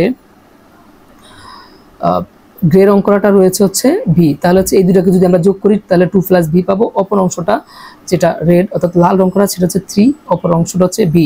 তাহলে এই দুটাকে যোগ করলে হচ্ছে আমরা 2টা বাহুর মান পেয়ে যাব। আর এটা দেখতে অবশ্যই এটার মান এবং বাহুদের দুটো একটা আয়তক্ষেত্রের মতো। তাহলে এই দৈর্ঘ্য আর প্রস্থ যদি গুণ করি, তাহলে আমরা আয়তক্ষেত্রে পেয়ে যাব। তাহলে এখান থেকে আমরা লিখতে পারি হচ্ছে 2 + বি, আর হচ্ছে 3 + বি। ধরি দৈর্ঘ্য 2 + ভি, প্রস্থ 3 + ভি। তাহলে এর ক্ষেত্রফল জানতে চেয়েছে আমাদের কাছে। এর ক্ষেত্রফলটা জানতে চেয়েছে। ক্ষেত্রফল হলো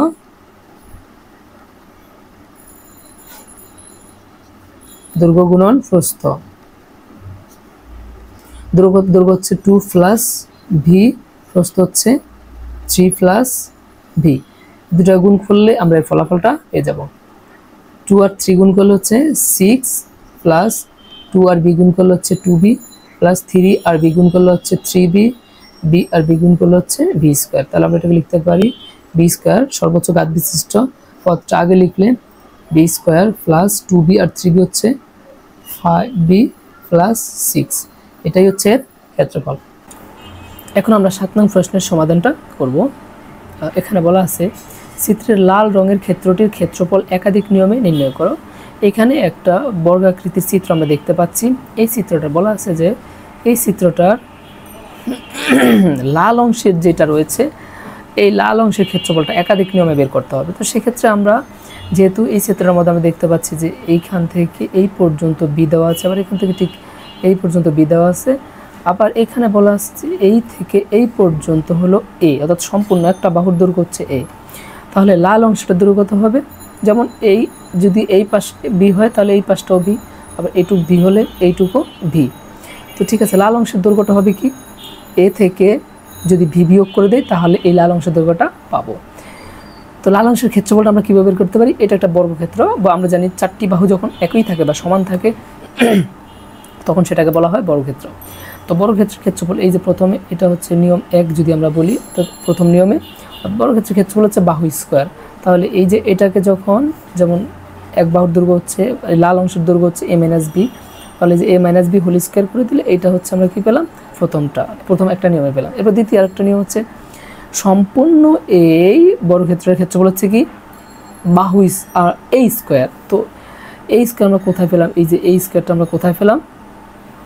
এই স্কোয়ারটা হলো, কারণ আমরা জানি এটি বর্গক্ষেত্র আর বর্গক্ষেত্রের একটা বাহুর দৈর্ঘ্য এখানে দেওয়া আছে এ, ঠিক এই বাহুটার দৈর্ঘ্য এ, তাহলে এইটারও দৈর্ঘ্য এটারও দৈর্ঘ্য এ।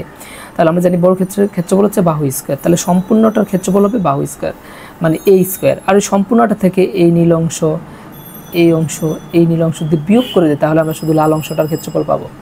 তাহলে এই যে এই স্কোয়ার হচ্ছে সম্পূর্ণটার ক্ষেত্রফল, মাইনাস করবো কি বাকি এই 3টে অংশের ক্ষেত্রফল।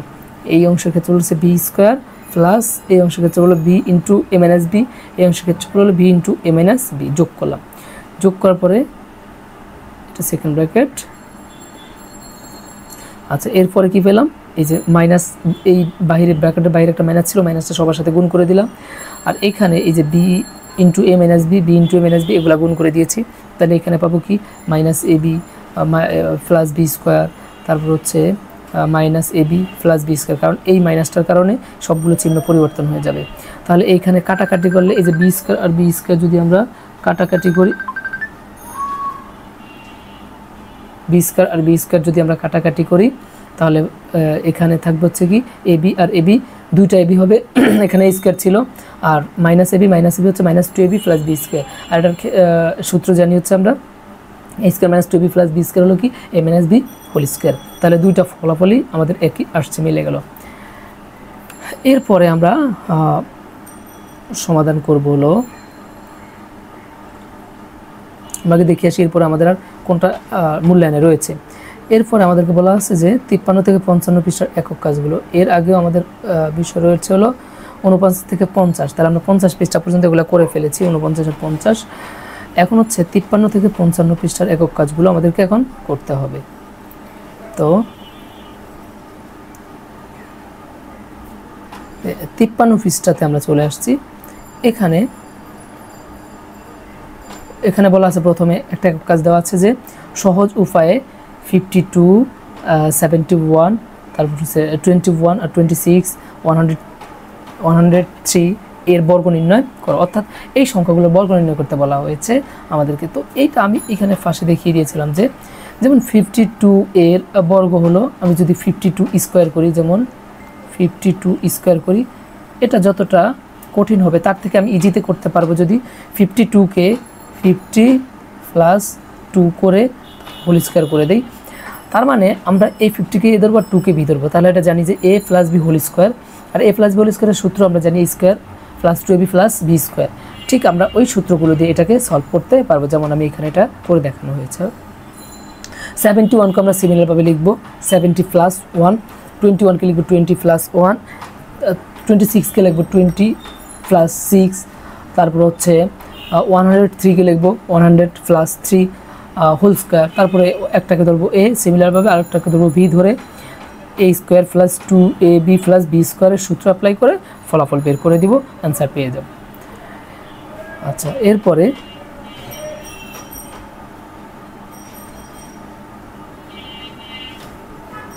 এখানে আরেকটা বিষয় রয়েছে। এইখানে এই একক কাজগুলোকে আমাদেরকে কী করতে হচ্ছে বলছে, চিত্র একে বর্গ নির্ণয় করতে বলা হয়েছে। তো আমরা এটার করব হলো, আমাদের যে কাজটা এখন করতে বলা হয়েছে, প্রথমে বলেছে যে এখানে আছে যে m - n এর বর্গ নির্ণয় করো চিত্রের মাধ্যমে। তাহলে আমরা এটাকে করব কিভাবে, এটাকে করব হলো, যেমন এখানে লিখতে পারি আমরা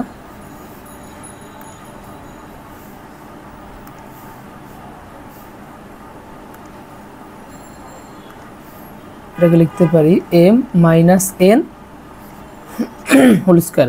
তো যেহেতু চিত্র একে করতে বলছে, তাহলে আমরা এটা একটা বর্গ এঁকে নেই প্রথমে। কেন বর্গ আঁকছি, কারণ আমরা নির্ণয় করব হচ্ছে বর্গ। বাঁকা চলে গেল। এরপরে আমরা এখানে দুইটা অংশ আছে, একটা হচ্ছে m, একটা হচ্ছে n। তাহলে এটাকে আমরা ঠিকভাবে দুইটা অংশে বিভক্ত করে নিব। এখানে এটার নাম দিলাম হচ্ছে m, এটার নাম দিলাম হলো -n। ঠিক এটা m, এটা -n দিলাম। তাহলে আমরা যদি গুণ করি, এখন এটার হবে কি, এটা হবে m স্কয়ার, এটা হবে এই বাহু আর হলো এই বাহুর গুণফল, অর্থাৎ m আর n গুণ করলে -mn। ঠিক এটাও হবে কি -mn, এটা হবে কি মাইনাসে মাইনাসে প্লাস হয়ে যাবে, গুণ করলে n আর n গুণ করলে হবে n স্কয়ার। আচ্ছা, এটা পেলাম আমরা। এখন এইটার ফলাফলটা হবে কি, ভিতরের প্রত্যেকটা অংশ আমরা যোগ করে দেব। যেমন হচ্ছে কি m স্কয়ার -mn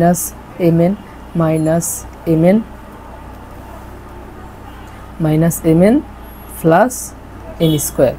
ফাইনালি আমরা কি পাবো, m square -2mn plus n square. এটাই হচ্ছে আমাদের এই প্রথম যে ম্যাথটা ছিল, প্রথম ম্যাথ এর সমাধান, প্রথম অংশটার সমাধান। তারপর দ্বিতীয় অংশটা যদি লিখি 4x + 3, সিমিলারভাবে একই উপায়ে লিখবো এটাকেও, 4x - 3, এটাকে লিখবো কত 4x - 3, এটা হোল স্কয়ার করতে বলা হয়েছে। তো ঠিক আগের মতো করে আমরা একটা চিত্র অঙ্কন করে নিব এখানে।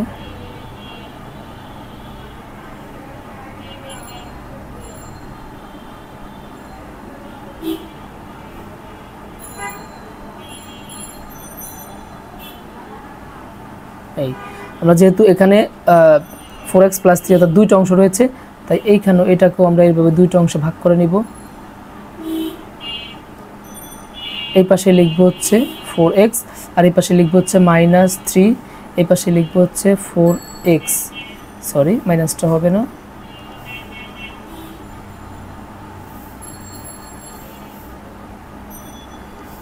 এটা হবে হচ্ছে কত 4x, এটা হবে -3। তো আমরা যদি এগুলো গুণ করি, এখন এটার ক্ষেত্রে এটা হবে কত 16x², এটা হবে কত 4x আর -3 গুণ করলে হচ্ছে 12x, -12x, এটা হবে কত -12x, এটা হবে কত 3 আর 3 গুণ করলে হচ্ছে 9 হবে, মাইনাস মাইনাসে প্লাস হয়ে যাবে। এখন এটার বর্গটা হবে আমরা ভিতরে সবগুলোকে যোগ করে দিলে, যেমন 16x² -12x -12x plus 9। Finally আমরা কত পেলাম 16x² মাইনাস মাইনাসে কত -12x মানে হবে কত 24x প্লাস 9। এটা হলো এটার অ্যান্সার। তো বিষয়গুলো খুবই ইজি, কঠিন নয়, পরেরটা আপনারা পারবেন করতে। এরপরে যদি আমরা এটা দেখি, যেমন এখানে সংখ্যাগুলোর ক্ষেত্রে আগের যেটা করেছি আমরা ঠিক একই নিয়মে এই সংখ্যাগুলো করব। যেমন একটা ছিল হচ্ছে আমাদের 27, এটাকে আমাদেরকে বড় করতে বলা হয়েছে। তাহলে আমরা 27কে লিখব কত 30 - 3 a হোল স্কয়ার। এখানে আমি একটা চিত্র এঁকে নিব এইটা করার জন্য।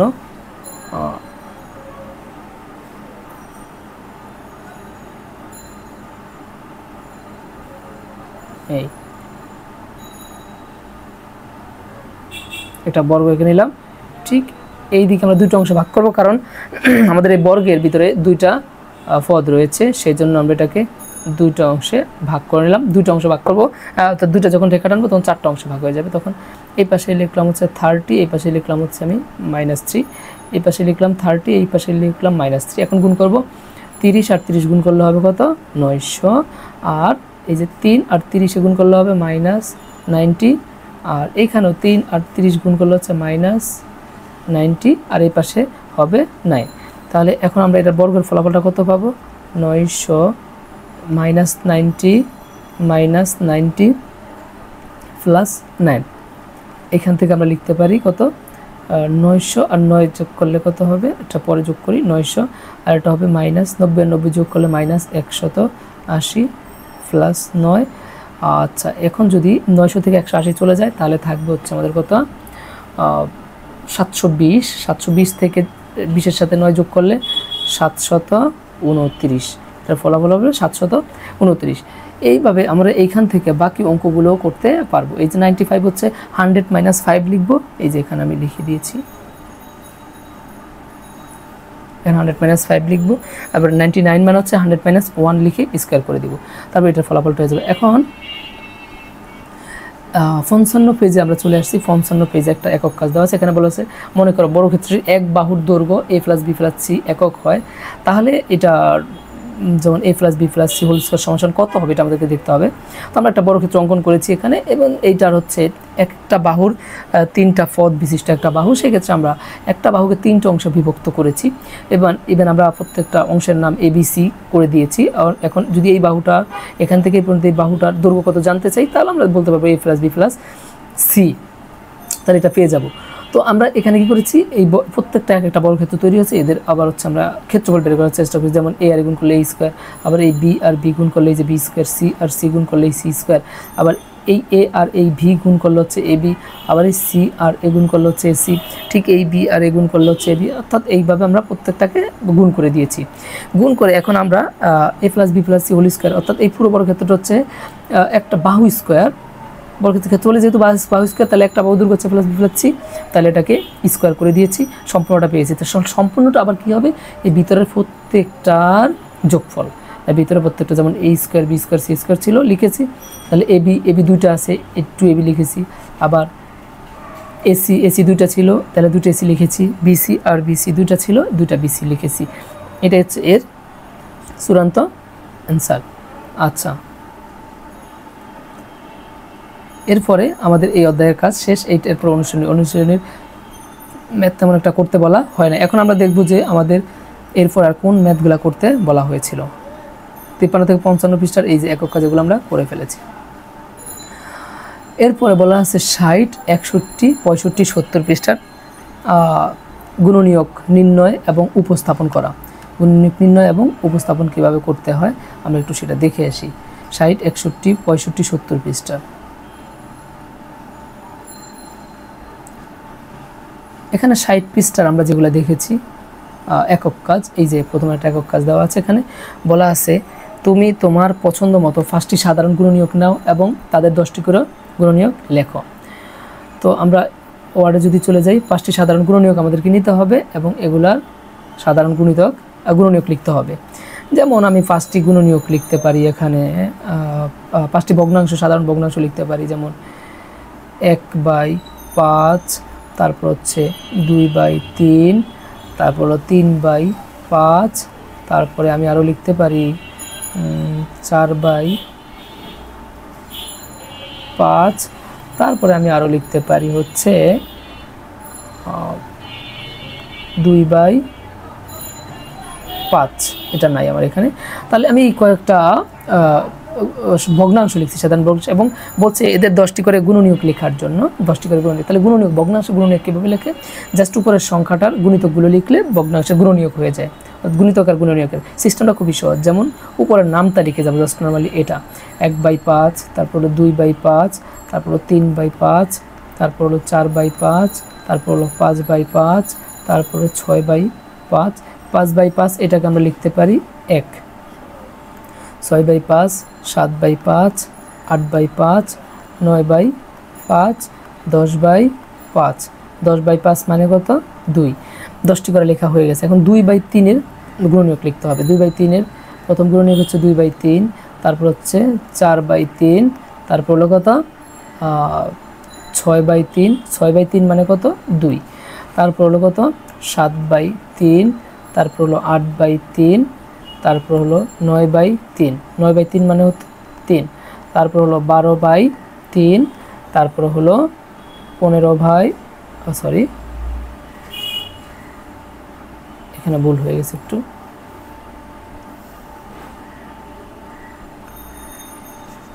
6/3 হবে না, 6-এর পরেই হবে 8।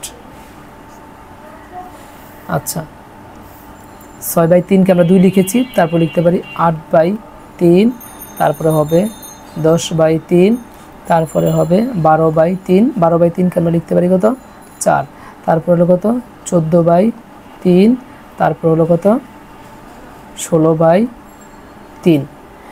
আমরা এইভাবে লিখতে পারি, আরও অনেকগুলো লিখতে পারি। আচ্ছা এরপরে লিখবো হচ্ছে 3/5-এর, 3/5-এর জন্য 3/5, তারপর হলো 6/5, তারপর হলো 9/5, তারপরে হলো 12/5, তারপর হলো 15/5 মানে হলো 3, তারপর হলো কত 18/5, তারপর হলো 21/5, তারপর হলো কত 24/5, তারপরে হলো 27/5। এরপর আমরা আরও লিখতে পারি 4/5-এর জন্য লিখতে পারি, যেমন 4/5, তারপর হলো 8/5, তারপর হলো 12/5, তারপর হলো 16/5, তারপরে লিখতে পারি কত 20/5, 20/5 মানে কত 20/5 মানে হলো 4, তারপর হলো কত 24/5, তারপর হলো 28/5, তারপর হলো 32/5, তারপর হলো 36/5। আচ্ছা এরপরে 2/5-এর জন্য আমরা লিখতে পারি হচ্ছে কত 2/5, তারপর হলো 2/5, তারপর হলো 4/5, তারপর হলো 6/5, তারপর হলো আমাদের 8/5, তারপর হলো 10/5 মানে হলো কত 2, তারপর লিখতে পারি 12/5, 14/5, তারপরে 16/5 লিখতে পারি, আমরা 18/5 লিখতে পারি, 20/5 লিখতে পারি, মানে হচ্ছে 20/5 মানে হচ্ছে 4। এখন আমাদেরকে লক্ষ্য করতে হবে আমরা কতগুলো গুণনীয়ক লিখেছি, সাধারণ ভগ্নাংশ গুণ লিখেছি। এদের ভিতরে আমাদেরকে বের করতে বলছে হলো সাধারণ গুণনীয়ক। কি বের করতে বলছে 10টি করে গুণনীয়ক নির্ণয় করো। ওকে শেষ, 10টি করে গুণনীয়ক লিখেছি, সাধারণ নয় 10টি করে গুণনীয়ক। এখন আমরা 1/3 ও 1/4 এর 10টি করে গুণনীয়ক নির্ণয় করব এবং হচ্ছে গুণনীয়কগুলোর হচ্ছে সাধারণ গুণনীয়ক নির্ণয় করব আমরা। ওকে তাহলে এখানে ছিল অঙ্কটা ছিল 1/3 ও ছিল 1/4। আচ্ছা প্রথমে আমরা যদি এর গুণনীয়ক নির্ণয় করি হচ্ছে 1/3 এর গুণনীয়ক নির্ণয় করি, তাহলে 1/3 এর গুণ হচ্ছে 1/3, তারপরে হবে 2/3, তারপর হলো 3/3, 3/3 মানে হলো 1, কাটাকাটি গেলে 4/3, তারপর হলো 5/3, তারপর হলো 6/3, 6/3 মানে হলো কত 2, তারপর হলো 7/3, 8/3, তারপর হলো 9/3, 9/3 মানে হলো 3, তারপর হলো 10/3।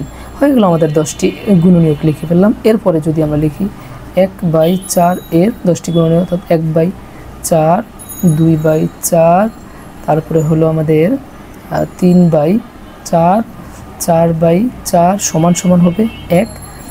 এরপর আমরা লিখতে পারি কত 5/4, 6/4, তারপরে আমরা লিখতে পারি হলো 7/4, তারপর লিখতে পারি 8/4, তারপর লিখতে পারি 8/4 মানে হচ্ছে 2, 9/4, তারপর লিখতে পারি 10/4। হয়ে গেল আমাদের 10টি করে গুণনীয়ক। এখন আমাদেরকে লিখতে হবে সাধারণ গুণনীয়ক। তো সাধারণ গুণনীয়ককে যেই দুটি যেমন দুটি ভগ্নাংশে আমরা গুণনীয়ক লিখেছি, এর মধ্যে যেই গুণনীয়কটা উভয় গুণনীয়কের মধ্যেই রয়েছে ঠিক সেটাই হচ্ছে আমাদের সাধারণ গুণনীয়ক। যেমন এখানে আমরা দেখতে পাবো যে এই এক দুটাই হচ্ছে দুটার মধ্যে রয়েছে, তাহলে আমরা লিখতে পারি 1/3 ও 1/4 এর সাধারণ গুণনীয়ক হচ্ছে কত 1। তারপরে আসবে কত, তারপরে আসবে এই যে 2, এই যে 2, দুইটার মধ্যে রয়েছে। তাহলে 1 2 এগুলোর মধ্যে এই পর্যন্তই হচ্ছে সাধারণ গুণনীয়ক। 1 আর 2 হলো তাদের সাধারণ গুণনীয়ক। ওকে, এটা বের করতে পারলাম। সিমিলারভাবে আমরা বাকি পদগুলো আমরা এভাবেই বের করব। বাকি যে 3টির অংশ আরও 2টি রয়েছে, এই দুটারও সিমিলারভাবে আমরা গুণনীয়ক বের করব। তারপর দুইটার মধ্যে যেগুলো মিলবে সেগুলাই হচ্ছে আমাদের সাধারণ গুণনীয়ক। এরপরে আমাদেরকে আরেকটা কাজ দেওয়া আছে এখানে, যে গ্রিডের সাহায্যে 2/5 এবং 4/7 এর মাঝে কোনটি বড় সেটি নির্ণয় করে দেখাতে হবে। 2/5 এবং 4/7, আবার আছে 1/24 এবং 1/48, কোনটি বড় সেটা দেখাতে হবে। তো আমরা প্রথমটা দেখালে দ্বিতীয়টা পারবেন। যেমন গ্রিডের সাহায্যে 2/5 এবং 4/7 যদি দেখাই আমরা, 2/5 এবং 4/7,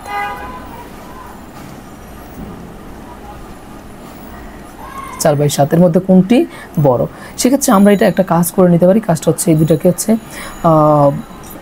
সমহর ভগ্নাংশে প্রকাশ করতে পারি। সমহর ভগ্নাংশে প্রকাশ করার জন্য আচ্ছা সমহরে রূপান্তর করি। সমহরে যদি রূপান্তর করি তাহলে 2/5 এবং 4/7কে আমরা লিখতে পারি কত, যেমন হচ্ছে প্রথম ভগ্নাংশে 7 দ্বারা গুণ করবো, দ্বিতীয় ভগ্নাংশকে 5 দ্বারা গুণ করলে আমাদের সমহরে পরিণত হয়ে যাবে। যেমন প্রথম ভগ্নাংশ 2/5কে যদি 7 দ্বারা গুণ করি তাহলে হবে হচ্ছে কত, উপরে এবং নিচে দুই জায়গায় আমাদেরকে গুণ করতে হবে। 7 দ্বিগুণে হবে, উপরে হবে 14, নিচে হবে 5 7 35। ও দ্বিতীয় ভগ্নাংশ যদি 5 দ্বারা গুণ করি তাহলে হবে 4 5 20, আর হচ্ছে কত 5 7 এই যে 35। তাহলে এখন আমরা এইখানে বলতে পারি যদি দুইটা হর সমান থাকে, তাহলে হর সমান থাকলে যার লব বড় সেই ভগ্নাংশটি বড়, আর যার লব ছোট সেই ভগ্নাংশটি ছোট। সাধারণত এটা হচ্ছে নর্মাল রুলস। তাহলে এখন আমাদেরকে বলছে গ্রিড এঁকে করতে হবে। তাহলে আমরা গ্রিডটা কীভাবে আঁকবো? গ্রিডটা হচ্ছে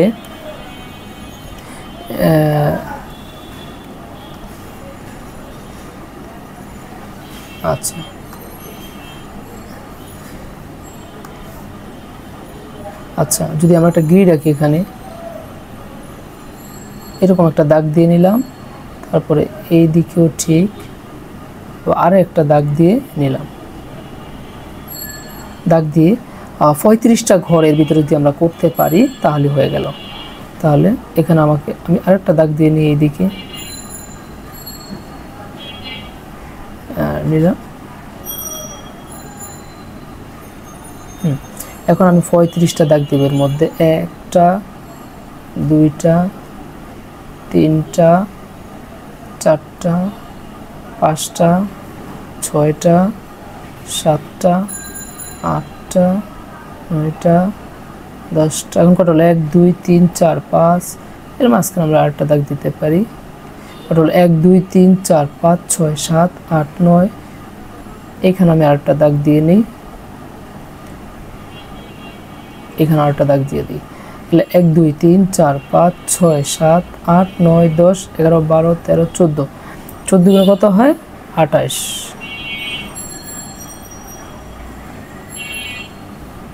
28 29 30 31 32 30 34।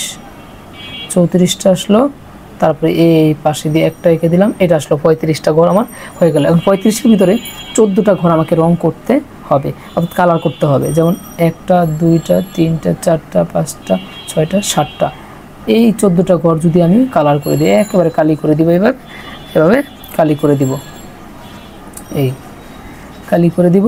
তাহলে এটাই হচ্ছে আমাদের হচ্ছে কত, এই যে 35-এর 14। ঠিক এর মতো করে আরেকটা গ্রিড রাখবো এইভাবে, সেখানে হচ্ছে 20টা ঘর রং করে দিব। তার মধ্যে আমরা দেখতে পারবো যে কোন ঘরটা বেশি রং করা রয়েছে। যেই ঘরটা বেশি রং করা রয়েছে সেটাই হবে আমাদের বড়। তাহলে আমরা এখানে লিখতে পারবো যে কত, 14/35 লেস দেন 20/35। তাহলে 20/35-এর থেকে 14/35 ছোট, আর 20/35 14/35 থেকে বড়। ঠিক পরবর্তী ম্যাথটা ছিল হচ্ছে আমাদের 1/24 ও 1/24 48, 1/48। তাহলে আমরা চাইলে একটা কাজ করতে পারি যে প্রথম ভগ্নাংশটাকে যদি আমরা 2 দ্বারা গুণ করি, প্রথম ভগ্নাংশটা 2 দ্বারা গুণ করলে দ্বিতীয় ভগ্নাংশের সমান হয়ে যায়। এখানে এমনটা না বিষয় দুইটাকে গুণ করতে হবে, এমনটা নয়। যেমন আমরা যদি এটা গুণ করি তাহলে উপরে নিচে একটা ভগ্নাংশকে কোনো একটা সংখ্যা দ্বারা গুণ করলে উপরে এবং নিচে অর্থাৎ লবে এবং হরে 2 জায়গায় গুণ করতে হয়। যেমন 2 একে 2, 24 দ্বিগুণে 48। এখানে আমরা দেখে বুঝতে পারতেছি যে হলো কোন ভগ্নাংশটা বড়, এবং এটা ছিল 1/48। আমরা জানি দুইটা ভগ্নাংশের হর সমান হলে যেটা লব বড় সেটা হলো বড়। তাহলে এখানে বলতে পারি হচ্ছে যে 48 2/48 1/48 থেকে বড়। গ্রিড কীভাবে আঁকবো? ঠিক সিমিলারভাবে আমরা গ্রিড আঁকবো। গ্রিড এঁকে এখানে দুইটা আছে, দুইটা ঘর রং করব। এইখানে একটা ঘর, উপরে 1 আছে অর্থাৎ লবে, তাহলে একটা ঘর রং করব। যেটা রং করা বেশি সেটা হচ্ছে আমাদের সেই ভগ্নাংশটাই আমাদের বড়। আচ্ছা, এই দুইটা বিষয় গেল। 62 পেজের কথা আমাদেরকে বলে নাই। এখানে বলা আছে যে ভগ্নাংশগুলো সাধারণ গুণনীয়ক নির্ণয় করো এবং সেটির সাহায্যে গসাগু নির্ণয় করো। তো আমরা যে এখানে এটা দেখা দেই, যেমন 1/2 এবং 1/3, 1/2 এবং 1/3 আমরা এখান থেকে একটা করি।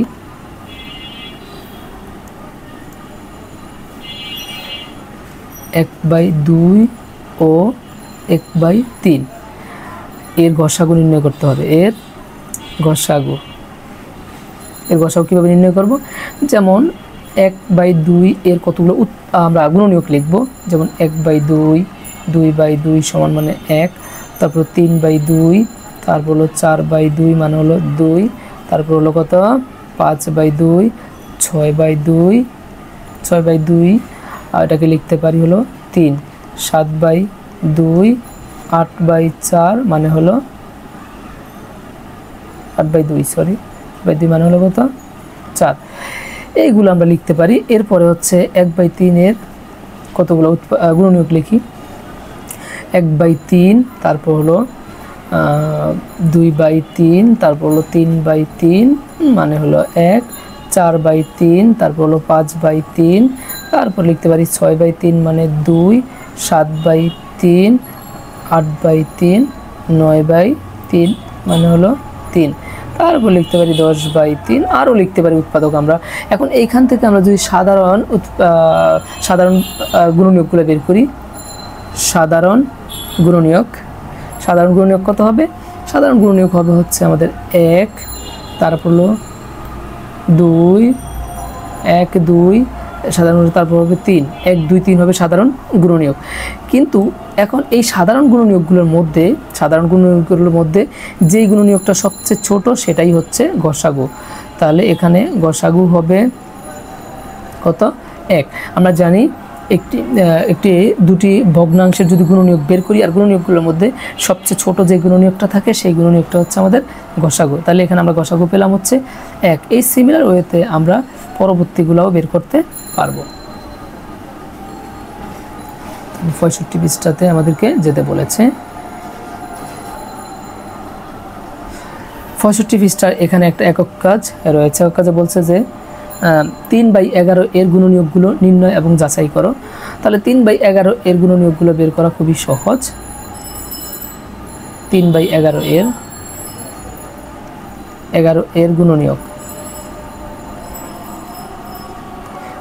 কীভাবে বের করবো? যেমন 3/11 সমান সমান প্রথমে লিখতে পারি আমরা 3/11, এরপরে লিখবো হচ্ছে 3, জাস্ট 3টা পরিবর্তন হবে। 11 নিচের অর্থাৎ লব যেটা পরিবর্তন হবে, হরটা স্থির থাকবে। তারপর 3 দ্বিগুণ হচ্ছে 6/11, তারপর হচ্ছে 3 3 আর 9/11, তারপর লিখতে পারি 12/11, তারপরে লিখতে পারি 15/11, তারপরে লিখতে পারি কত 18/11, তারপরে লিখতে পারি আমরা 21/11, তারপরে লিখতে পারি 24/11। এইভাবে আমরা অসংখ্য গুণনীয়ক লিখতে পারবো। এই 3/11 এর নির্ণয় করেছি আমরা এবং যাচাই করতে বলা।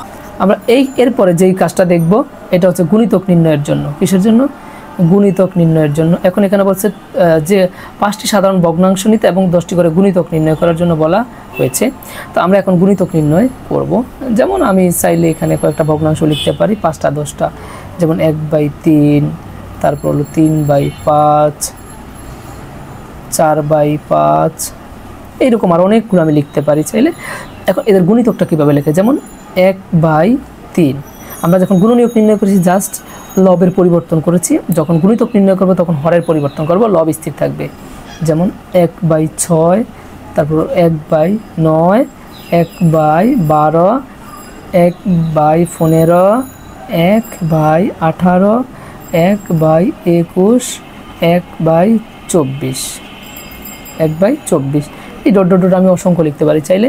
ঠিক এটা যেমন 3/5, তারপর লিখতে পারি 3/10, তারপরে লিখতে পারি 3/15, তারপরে লিখতে পারি 3/18, তারপরে লিখতে পারি কত লিখলাম 3/20, 18 নয় 20, তারপরে লিখতে পারি 3/25, 3/30 লিখতে পারি। এইভাবে আমি অসংখ্য লিখতে পারবো। তারপরে 4/5 এর ক্ষেত্রে লিখব 4/5, তারপরে হচ্ছে লিখতে পারি কত 4/10, ঠিক একইভাবে 4/15, 4/20 লিখতে পারি 4/25, 4/30 ডট ডট ডট 4 আর অসংখ্য লিখতে পারি। জাস্ট গুণনীয়কগুলো লেখার জন্য বলা হয়েছে, আমরা গুণনীয়ক লিখেছি। আচ্ছা, এরপরে আমাদের কি কাজ রয়েছে আমরা তারপর আবার দেখে আসি। আচ্ছা, এখানে 70 পৃষ্ঠা পর্যন্ত আমরা করেছি। এখন হচ্ছে 99 ও 102 পৃষ্ঠার একক কাজ এবং সমাধান উপস্থাপন, তারপর 92 পৃষ্ঠার কাজ একক কাজ, 91, তারপর 92, 99, 102 আমরা এখন দেখে আসি।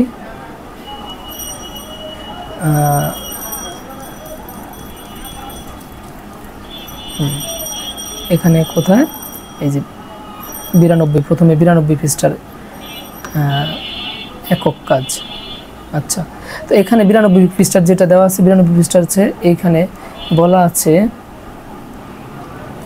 এবার তোমরা তোমাদের শিক্ষা প্রতিষ্ঠানের দালান কোঠার একটি ছবি নিয়ে সেটির প্রস্থ ও উচ্চতা মাপো এবং নিচের ছকে লেখো।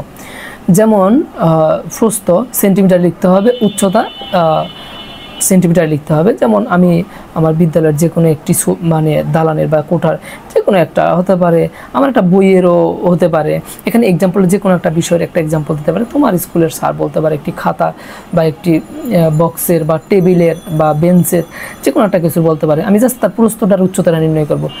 তো প্রস্থটা আমি স্কেল দিয়ে পরিমাপ করো। অবশ্যই আমাদের স্কেলে সেন্টিমিটার দাগ কাটা থাকে, সেটা পেতে পারি 100 সেন্টিমিটার, 200 সেন্টিমিটার, 500 সেন্টিমিটার বা 80 সেন্টিমিটার বা 90 সেন্টিমিটার বা 200, 150 এমন কিছু একটা পেতে পারি। তাহলে তুমি ধরে নেবে 150 সেন্টিমিটার এবং উচ্চতা পেলাম মনে করি 20 সেন্টিমিটার, এই কিছু একটা। জাস্ট এটাকে পরিমাপ করে আমি আমার স্কেল দিয়ে পরিমাপ করে তারপরে এখানে লিখতে হবে। তারপরে হচ্ছে 99 পৃষ্ঠার আমাদের যেমন কাগজ দিয়ে 5 নং মাপের একটি জাতীয় পতাকা তৈরি করি। এখানে 5 নং মাপের কথা কি বলছে, এই যে এইখানে কয়েকটা দাগ দেওয়া আছে। এই যে 5 নং মাপ বলছে যে মাঝারি বা ছোট আকারের গাড়িতে এবং আন্তর্জাতিক বা দ্বিপাক্ষিক বৈঠকে টেবিলে ব্যবহারের জন্য একটি পতাকা তৈরি করতে হবে। ঠিক আছে, যেমন লাল বৃত্তের ব্যাসার্ধ দেওয়া আছে দৈর্ঘ্যের 1/5 অংশ। এখানে দৈর্ঘ্য আর প্রস্থ তাহলে আমাদের খুঁজে বের করতে হবে। যেমন দৈর্ঘ্য আছে কত ফুট, 5 ফুট, প্রস্থ আছে কত ফুট, 3 ফুট। ঠিক আছে, আর এটা হচ্ছে এই যে বিভিন্ন ভবনের জন্য এটা। আচ্ছা, যেমন লাল বৃত্তের ব্যাসার্ধ আছে, দৈর্ঘ্য যা আছে দৈর্ঘ্য এর 1/5 অংশ, অর্থাৎ তাহলে 1/5 × 5 করলে 5 করা যাবে, তাহলে 1 অংশ অর্থাৎ 1 ফুট হবে, অর্থাৎ ব্যাসার্ধ হবে 1 ফুট। বাম দিক থেকে মোট দৈর্ঘ্য 20/9 অংশের দূরত্ব, এই বিন্দু হতে রেখা পর্যন্ত দূরত্ব প্রস্থের আমরা যে কোনো একটা পরিমাপ এখানে নিতে পারি। আমরা এটাকে নিতে পারি হচ্ছে কত ফুট, দৈর্ঘ্য আর প্রস্থ নিতে পারি। আমরা সাধারণত জানি যে জাতীয় পতাকা হচ্ছে কত 2:3 লেখা, 3:2 অথবা 6:4 এই রকম অনুপাতগুলোতে পতাকা তৈরি করা হয় বিভিন্ন অনুপাতে। যেমন 10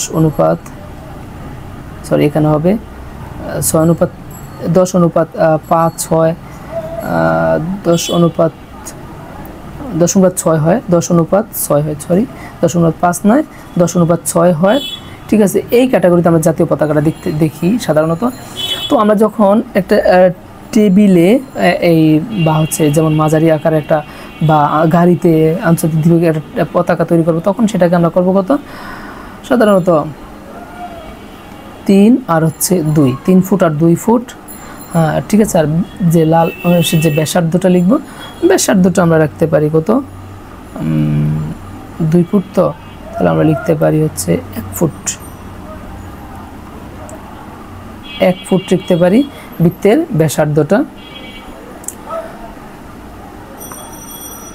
আর বাকিগুলা ঠিক রাখতে পারি। এটা রাখতে পারি যে বাম দিক থেকে যেটা দেওয়া আছে, এটা বাম দিক থেকে মোট দৈর্ঘ্যের 20/9 অংশ দূরত্ব। এটা অবশ্যই কাগজে কলমে করতে হবে, এটাকে। তো এটাকে রাখতে পারি বাম দিক থেকে কতটুকু রাখতে পারি, বাম দিক থেকে 0.5 মানে হাফ ফুট। এই দিক থেকে আমরা রাখতে পারি, বাম দিক থেকে রাখতে পারি 0.3 ফুট, 0.3 ফুট। ডান দিক থেকে 0. মানে প্রস্থের বরাবর 0.3 ফুট রাখতে পারি খালি জায়গা, আর এদিক দিয়ে 0.5 ফুট রাখতে পারি। আর ব্যাসার্ধটা রাখতে পারি হচ্ছে 1 ফুট, 1 ফুট না, সরি এটা 1 ফুট না, এটাকে হাফ ফুট রাখি, এটাকে 0.5 মানে হাফ ফুট রাখি ব্যাসার্ধটা, যেটা বৃত্তে গোলাকার বৃত্ত হবে। তাহলে আমাদের জাতীয় পতাকাটা দেখতে অনেকটা এরকম হবে।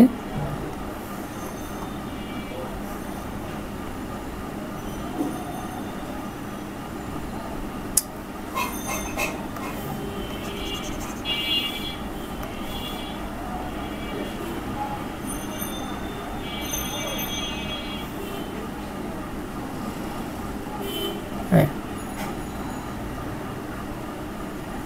এই হলে এরকম জাস্ট প্রস্তুত দিক বরাবর বোঝাচ্ছে যে এই দিয়ে কতটুকু জায়গা খালি রাখবো, আর দৈর্ঘ্যের দিকে বাম দিক থেকে বলা হচ্ছে মানে এই দিক থেকে কতটুকু জায়গা খালি রাখবো। আর ব্যাসার্ধ বলতে বুঝেছি এই যে এই লাল অংশটার ব্যাসার্ধ, আর এটা হলো দৈর্ঘ্য বলেছিলাম 3 ফুট, আর প্রস্তুত দিকে বলেছিলাম 2 ফুট নিব আমরা। এটাই হচ্ছে আমাদের তৈরিকৃত সেই জাতীয় পতাকাটা। আচ্ছা, এরপরে আমরা সেই পরিমাপটা করে নিলাম। তারপর 102 পৃষ্ঠা, 102 পৃষ্ঠা বলা আছে এখানে যে একক কাজে একটি ক্রমিক সমানুপাতের প্রথম ও তৃতীয় রাশি যথাক্রমে 4 ও 16 হলে মধ্য সমানুপাতিক বা ক্রমিক সমানুপাতিক নির্ণয় করার জন্য বলা হয়েছে। এখন আমাদেরকে প্রথম এবং তৃতীয় রাশি যথাক্রমে বলা হচ্ছে 4 এবং 16, মধ্য সমানুপাতি ও ক্রমিক সমানুপাতি নির্ণয় করো। তাহলে দেখতে পারি প্রথম রাশি হচ্ছে 4, তারপরে আছে হলো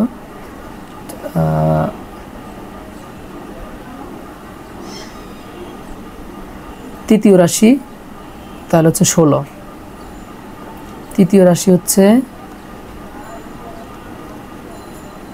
তৃতীয় রাশি হলো কত, 16। তাহলে মধ্যপদ বা ক্রম সমানুপাতি কত, মধ্যপদ বা ক্রম সমানুপাতিক কত, ক্রম সমানুপাতিক সূত্র আমরা একটা শর্ত শিখে আসছি, যেমন প্রথম পদ যেমন ক অনুপাত খ এবং হচ্ছে মধ্যপদ বা ক্রম সমানুপাতিক সূত্র হচ্ছে খ অনুপাত ঘ, যেখানে ক হচ্ছে প্রথম পদ, গ হচ্ছে দ্বিতীয় পদ, আর খ হলো মধ্যপদ বা ক্রম সমানুপাতি। এটা হলো ক্রম সমানুপাতির একটা শর্ত। তাহলে এটাকে আমরা লিখতে পারি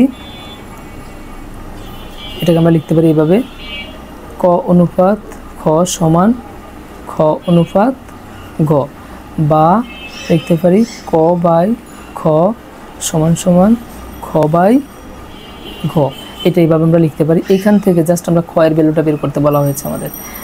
তাহলে ক এর মান হচ্ছে কত, ক এর মান ছিল 4, তাহলে লিখতে পারি 4 বাই খ সমান সমান, এটাও খ বাই গ এর মান হচ্ছে 16, বা আমরা আর গুণ করলে খ স্কোয়ার হবে সমান সমান, আর এটা হবে 4 16 64, বা খ সমান সমান আমরা জানি স্কোয়ার ডান পাশে গেলে সেটা রুট হয়ে যায়, রুট 64, আর এটাকে লিখতে পারি রুট ওভার 8 স্কোয়ার, রুট স্কোয়ারে কাটা চলে যাবে, তাহলে 8।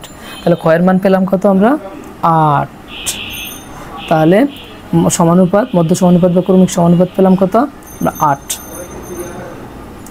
আচ্ছা, এরপরে আমরা এটা দেখতে পেয়েছি 92 পৃষ্ঠা, তারপর হচ্ছে 102 পৃষ্ঠার একক কাজগুলো আমরা উপস্থাপন করতে সক্ষম হয়েছি। এরপরে 114 আর 116 পৃষ্ঠা একক কাজগুলোর কথা বলা হয়েছে, 114 আর 116 পৃষ্ঠা।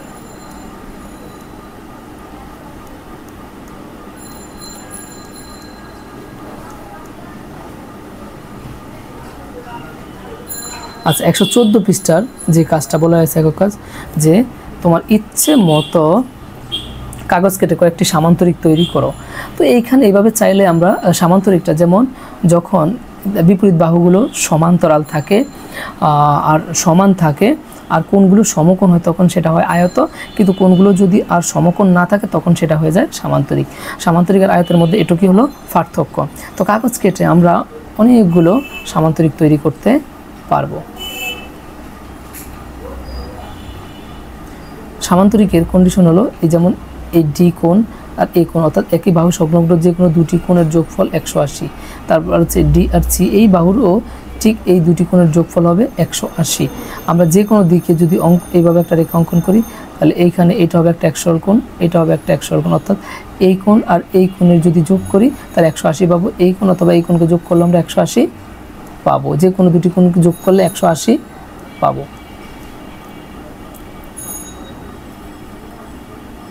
আচ্ছা, এরপর হলো 116 পেজ। 116 পেজে বলছে যে নিচের কোন কোন ক্ষেত্রে ত্রিভুজ আঁকা সম্ভব নয়, ব্যাখ্যা দাও। আমরা এখানে ব্যাখ্যা দিব। যেমন প্রথমে বলা আছে যে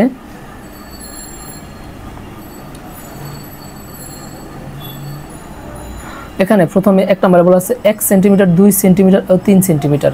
তাহলে এই কোন কোন ক্ষেত্রে ত্রিভুজ আঁকা সম্ভব আর কোন কোন ক্ষেত্রে ত্রিভুজ আঁকা সম্ভব না? আচ্ছা, আমরা জানি ত্রিভুজের 3টা বাহু থাকে, ত্রিভুজের 3টা বাহু থাকে। তো 3টি বাহুর মধ্যে যেমন এটা যদি আমি বলি যে 1, এটা যদি বলি 2, এটা যদি বলি 3, তাহলে কি আসলে এই ত্রিভুজটা এরকম হবে? এটা কি সম্ভব? না, এটা সম্ভব না। কেন? ত্রিভুজ হতে হলে অবশ্যই 3টা বাহু ভিতরে 2টা বাহু ছোট, একটা বাহু বড়, এটা বিষম ত্রিভুজের ক্ষেত্রে। যেমন ছোট দুটি বাহুকে যদি যোগ করলে বড়টার সমান হয়ে যায়, তখন তাহলে ত্রিভুজ আঁকা সম্ভব না। কেন? যেমন আমি এখানে একটা রেখা অঙ্কন করেছি 3 সেন্টিমিটার, আর অপর একটা নিয়েছি 2, অপর একটা 2টা কি কতটুকু হবে? 2টা মনে করি এখান থেকে এই পর্যন্ত আসলো। অপর একটা নিলাম কত? 1, একটা মনে করি এইখান থেকে এই পর্যন্ত আসলো। এখনও ত্রিভুজ উৎপন্নই হয় নাই। তাহলে এই দুটাকে যখন মিলিত করতে যাব দেখবো যে হচ্ছে এই বাহুর উপরে, এই রেখার উপরেই ওই রেখাটা পতিত হয়ে গেছে। কেন? কারণ এই 1 আর 2 যোগ করলে হয় 3। তাহলে আমি যদি 3 আর 3 এর সমান করে একটা রেখা অঙ্কন করি তারা দুটো সমান আর সমান্তরাল হবে। আর যদি একে অপরকে একটার উপরে রাখতে চাই তাহলে পরস্পর একটা অপরটার উপরে উপরিপাতন ঘটবে। আর এই ক্ষেত্রে ত্রিভুজ আঁকা সম্ভব না। ত্রিভুজ আঁকা তখনই সম্ভব হবে যখন বৃহৎ বাহুটার থেকে ছোট 2টা বাহুকে যোগ করলে এই বৃহৎ বাহুর থেকে বড় হবে। যেমন কখন ত্রিভুজ আঁকা সম্ভব? যেমন 1, 2, 4, এটাও ত্রিভুজ আঁকা সম্ভব না, কারণ একটা বাহু হচ্ছে 4, অপর একটা বাহু হচ্ছে 1 আর হলো 2, 1 আর 2, এই দুটা দিয়ে, কারণ এই দুটা যোগ করলেও এর সমানই হচ্ছে না, তাহলে ত্রিভুজই হবে না এখানে। তৃতীয় নাম্বারটা হচ্ছে যেমন 4, 5 আর 7। যেমন সবচেয়ে বড় হচ্ছে 7, ছোট হচ্ছে 5 আর 4, 5 আর 4 যোগ করলে হয় 9, সেটা এই বড় বাহুর থেকেও বড়। তাহলে এই ক্ষেত্রে ত্রিভুজ আঁকা কেবলমাত্র সম্ভব। এই ছিল আমাদের মূল্যায়নের বিষয়বস্তু। আমরা খুব শীঘ্রই আবার পরবর্তী লেকচারে ফিরে আসব।